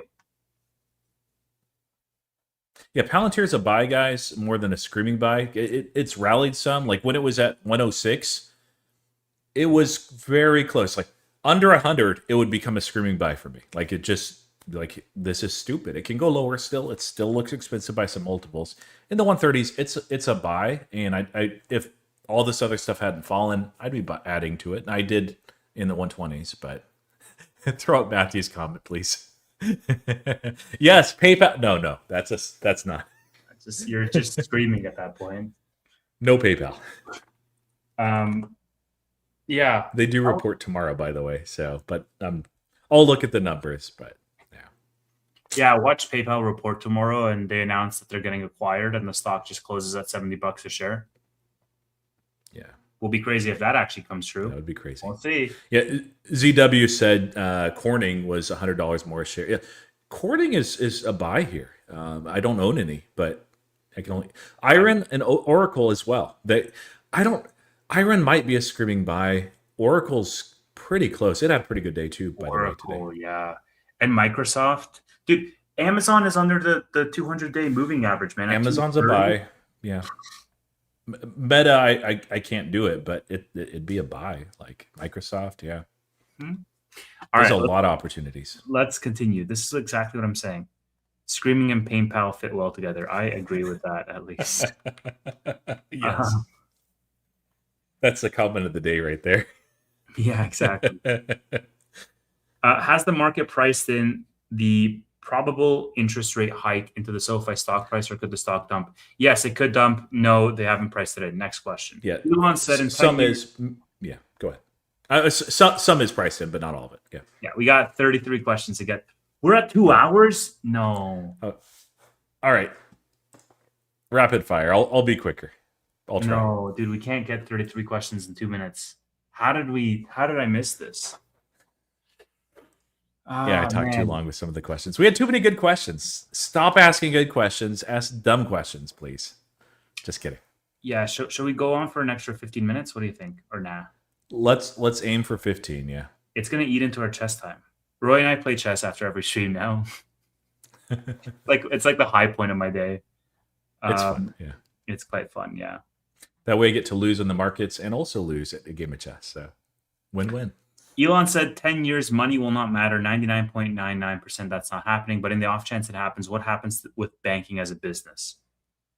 Dude, why are you making my brain It's so remote. Why even? Yeah. I don't know. I'm not smart enough for that. Guidance is going to be a bit hard for SoFi reporting before Fed. Why didn't they wait till next day? Preaching to the choir. What price do you rotate SoFi into Nebius and CoreWeave? You're asking the good questions now, Freddie. Ooh, I don't know. I'll have to think about that. A lot depends on the earnings and what we hear from the Fed. So I'm going to say I can't answer yet, but I may have an answer on Wednesday. Good question, though. I do own like one of those positions, which by January I need to figure out what to do with. I have $10 strikes on leaps that I bought like when SoFi was $7. So they're up nicely. I've taken profits already on a lot of that, but that might be my next source of trimmings for CoreWeave. The leaps, not the shares. Yeah. Gangster Roy. Thank you for the $2. Ben or Garcia asking for a friend. Is this a UFC thing I'm missing? Maybe. I'm not sure. Who? If you're referring to Garcia on X, he's cool, but I don't know a Ben. Next question. Oh, it's a yeah. If you two play chess like last time I watched, I vote more questions. Yeah. Kryptonite says 99 Thank you for the $10. 99.99 of Elon's predictions about the future and specific dates have been 100% wrong. Also, please remove whoever was last on the question list. Capitalism. There you go. Thanks for the donation. Yeah, he's overly optimistic. It's a boxing question. Oh. Boxing. Yeah, I don't know anything about boxing. Sorry. Maybe I know him. Ryan Garcia versus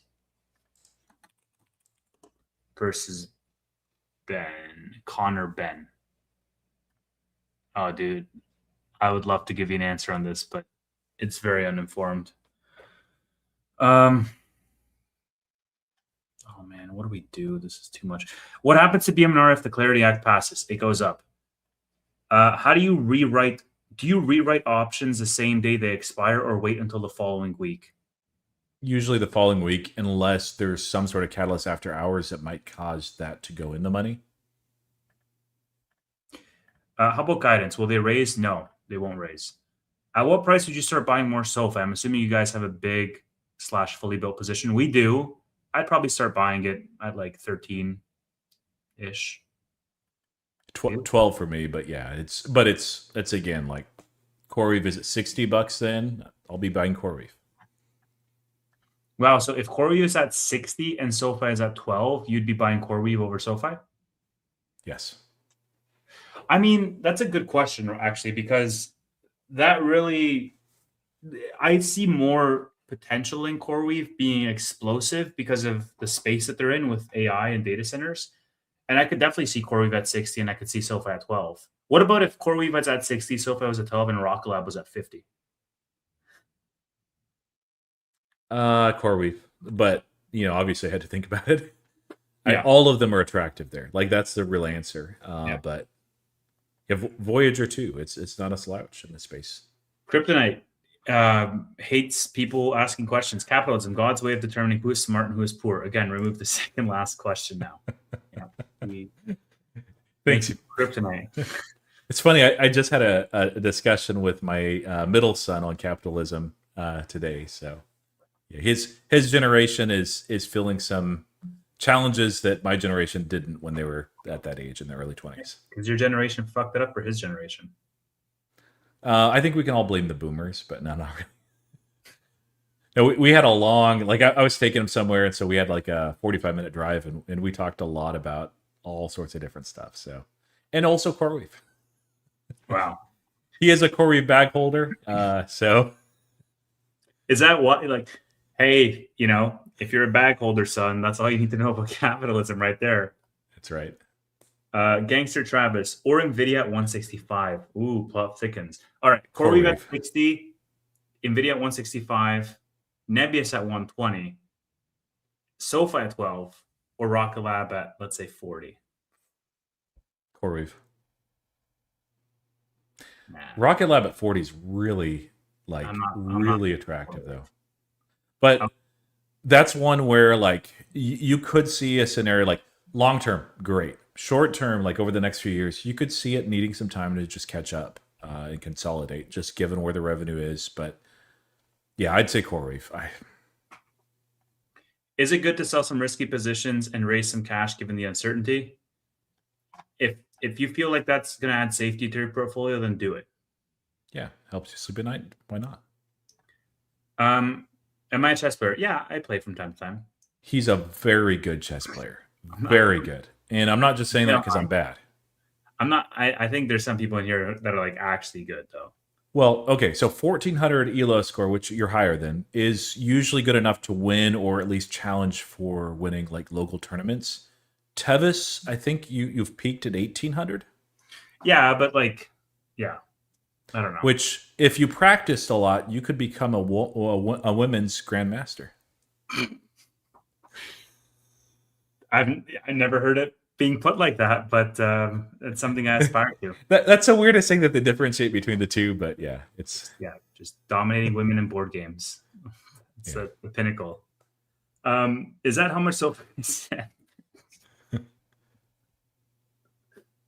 Oh man, given they had 2 rate cuts baked in and kept guidance the same now that hikes are on the table. Yeah, they sandbag a lot. Yes, that's a good point. I mean, they overly do it, but you know, it last year same thing. I was like, dude, be more bullish in your guidance. You know, you're going to do well, and the macro was not as expected this year. Same thing. So, Zomzom says, enter a women's tournament and live stream at Tevis. Yeah, I'll have like a wig and like they couldn't even talk shit about me not being a woman because it's 2026. Yeah, I can play maybe on the Friday episode that we do, I'll mention how I was invited to the Miss Alaska Teen Beauty Pageant when I was 18. Yeah. Seriously, it was. Nodo and team share bonus. No, that's expired in June. Tanner had Wealthmatic on today, talked about Zeta. Would you guys ever dip your hands again into Zeta? Yeah, possibly. Not anytime soon, though. If SoFi were to be acquired by a bigger bank, would you still hold the new company shares, hypothetically, if Chase buys SoFi? Could we see Noda becoming the new CEO? Yeah, there was a whole theory around this after Jamie Dimon retired that Noda could be the successor if they had acquired SoFi. I wouldn't hold SoFi shares, though, because I don't want to hold legacy bank shares, and I think there's better opportunities in the market. So I would just take my, money and allocate it elsewhere if SoFi got acquired. How about you, Roy? Yeah, I wouldn't expect that, but I mean, he'd do great in that environment. I think if there was an acquisition and it was a bank, he would definitely be a strong candidate for that. Yeah. Am I going to roll my ServiceNow profit into Palantir next week? It's not top of mind, but maybe. I'll keep you posted if I do. I wasn't planning on it, but I'll keep you posted.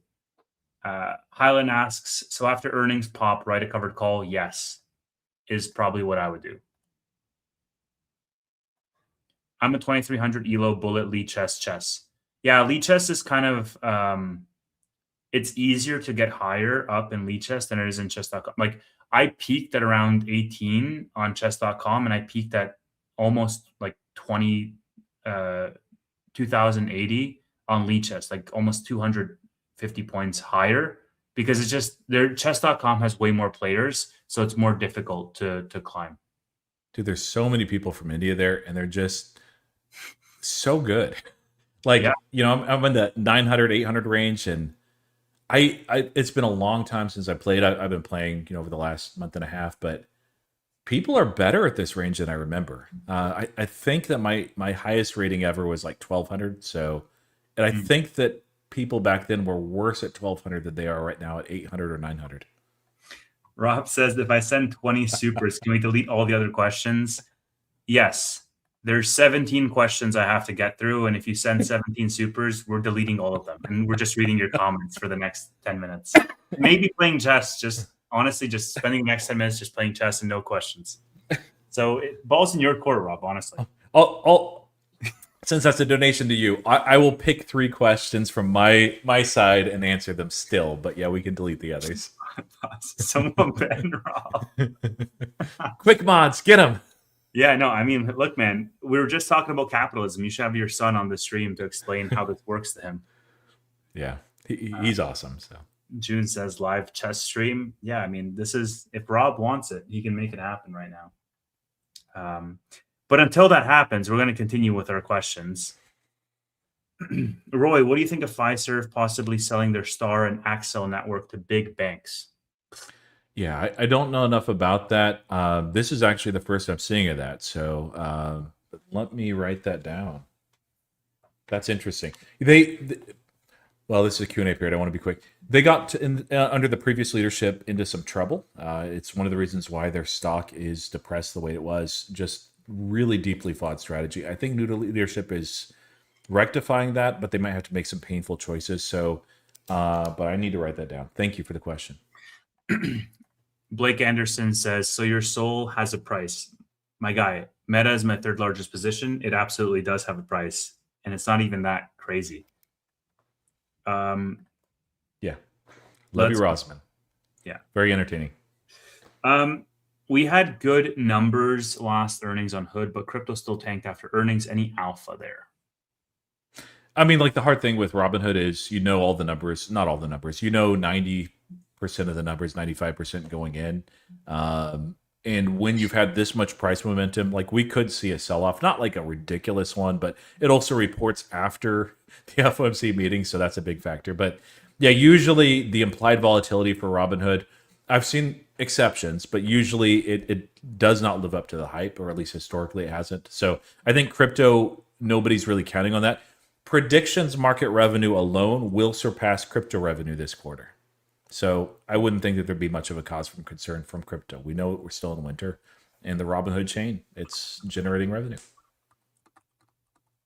All right. Matthew says you can't sell your bootleg moat for donations. Dude, we're like 30 questions in. Patrick says my wife gets mad because I buy my way to the front of the line at restaurants. Yeah, you're a smart man, Patrick. Elizabeth asks, how are you thinking about ServiceNow? Yeah, I'm really liking it. We're seeing a rotation into software names. Like we saw software names up today. I think the market is slowly going to start to wake up, and ServiceNow is going to get re-rated higher and possibly end the year, around the 150 range. I think is very realistic, maybe even higher than that. I could see myself being out of ServiceNow in a couple of months, because if it hits my number, then I'm out, and I'll make a quick flip for 40% or 50% in 3 months just because something was oversold. And I'll take my money and say, thank you very much. But yeah, I'm very happy with ServiceNow because the market is finally starting to give them some respect, let's call it. Roy, are you looking at crypto? Yeah, I don't have money to buy right now, and I'll buy more CoreWeave than crypto right now. So yeah, it looks like there's been a bit of a, over the last 2 hours since we've gone live, a bit of a pullback. Not massive. Bitcoin is down by 2.5% in a day. I wouldn't say that's tanking for Bitcoin standards, but I don't know what's driving that. We've been streaming. So yeah, I'd like to add to crypto names, but CoreWeave's a screaming buy. Well, we went through the screaming buys. Yes, we did go through screaming buys. All right, let's go to the next question here. What keeps Robinhood as your number one position? Unhinged and unhedged. Up. Well, yeah, it's just shares, and I was buying under $10. Plus, it's a generational company and opportunity that's hard to predict in the short term, the cyclicality, but man, they are going to perform very well over the next decade. Mm-hmm. As a business, stock should follow. How far out, Erica asks, do I go on my cash secured puts? I insist on weeklies and get burnt a lot. Clear on the reason. I don't do weeklies, especially on like high volatility names, because I want to have optionality. And so generally speaking, what I'll do is I'll do monthlies as my shorter time frame. But more recently, I found myself going into multi-months. And the reason is because, let's say for Nebius, for example, I can blindly write a cash secured put on Nebius for 120 for December. And if Nebius, and then I'll also write cash secured puts on a weekly basis. Okay. So I have my cash secured my covered calls, on a weekly basis. So this is a scenario. Nebius is at 190, right? Let's say I go out until December and I write a cash secured put at 120. I collect that premium. And then I sell covered calls on a weekly basis and I start collecting premium on Nebius.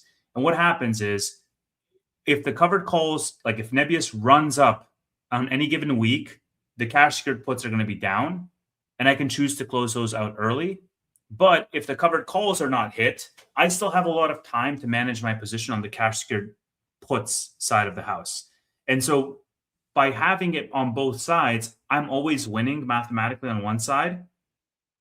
Now you have to play with the time frames and you have to play with the sizing, but that's the theory at least. And then on top of that, you don't have to close these positions once you're like, so for example, Nebius, I wrote 150s when it was at 250. Nebius right now is at 190. My 150s still have to 50% premium, even though they're expiring on Friday. I don't have to close it. I can ride it and grind it down all the way to the expiration date. Versus I've closed a ton of covered calls because Nebius has fallen, and I was able to get 50%, 60%, 80% in some cases in a matter of days because it was so juiced up from a premium perspective. And I was like, cool, I'll take a 50% gain in 2 days, even though my covered call expires in 2 weeks. I don't want to hold it anymore, right? And so that's, I think, what I like the most about options is I like, no pun intended, the optionality because I can actually, like, the theta decay works in my favor. I'm rambling, but, I think that's I wanted to give a good explanation for it because it's completely changed the trajectory of my portfolio. Travis Jackson Jr. says, if CoreWeave, thank you for the $2. If CoreWeave goes to IPO, will you cry or buy? What's IPO price for CoreWeave? Oh, I see. I wasn't in it back then. It was lower than I always remember. So let me. Oh, it's like 30, 35 bucks, 40 40 bucks. It's one of those rare IPO exceptions that it never really tanked like a typical IPO. So I'll do both. Mm-hmm. Yeah, exactly. Buy through the tiers. Yeah, let me continue here. Oh, we're at 2:15, 2 hours and 15 minutes, Roy. I think we're over time again. Yeah. I think. Stop making shorts and play chess. This is what we want to see here. Maybe I should do both. I should make shorts about chess, and that's unlock a new market. Okay, pick one question. You want to do the remaining questions, or do you want to pick one question on your end? I'll pick one on mine. You should do a chess tournament with subs. That could be fun. That would be Tevis. Like, he is really good, guys. Lightning, chess, and rapid fire Q&A. Yeah, I can do rapid chess and then lightning fire. Wait, we're in double overtime. Yes, I thought this was a stock show. Yeah, what do you want to do, usually? Roy? Let's do one question each. So let me look through the queue, and then you can look through the queue. If you see two, that's fine. So that one. Sure. Let me remove the super chats here. Yeah, I'll answer the Scotia 64 one. Would I sell Palantir for CoreWeave? Palantir, I don't plan to sell.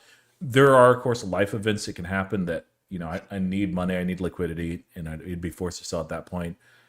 I think it's a generational company, and I don't want to sell that. I have taken profits along the way. So, no, the answer is no. Like, Palantir would have to be trading at some ridiculous premium, and it's not. So...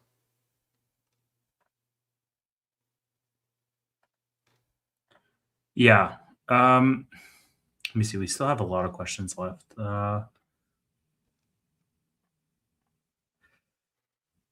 Yeah, I don't know, man. I think we just keep it there. Do you watch Levy? Sometimes he's kind of like too much for me, if that makes sense. He's just all over. Oh, yes. I like watching Hikaru more than Levy. And you know who I like, actually? I like Eric Rosen. Yes. Oh, yeah. He's like so Stafford Gambit. And just he lowers my cortisol. Levy pumps up my cortisol. I don't like that. Levy is great for shorts, and Eric Rosen, Akeem, I can't think of his last name, is really, really good. Oh, and then Nelson Lopez, I like a lot too. So. You know who I also like? I like Chessbra. Those guys are Canadian, by the way. I thought you were going to say the Botez sisters. No, they're. Yeah, so that would be my ranking of chess streamers, I guess. Hikaru is just great. You know Hikaru also invests, by the way, eh? He talks about stocks all the time on his stream. Yeah, he seems like an awesome dude. He just does. Yeah, we should get him on stream. Just shoot the shit with Hikaru. Dude, that would be so insane. Yeah. And then you can play with Hikaru while he explains stuff, and it'd be great. Yeah, we'll explain stocks to him, and he can explain chess. And yeah, no, he's brilliant. So yeah, he's great. All right, thank you everybody for the show. Roy and I are going to go play chess now, and really appreciate everybody being here. Remember, we are going to be streaming on Wednesday morning. It's going to be on Roy's channel. It's going to be on my channel. It's going to be on Tanner's channel. But of course, we would prefer if you watch it on one of our channels. Support local businesses, not the big conglomerates like Tanner. And then beyond SoFi earnings, Roy is going to be asking questions at Robinhood earnings, and I'm probably going to be covering another earnings this week. We'll see. And we'll have Fiesta Friday. Hopefully it's a fiesta this time around on Friday at 6 p.m. Thanks a lot. Goodbye.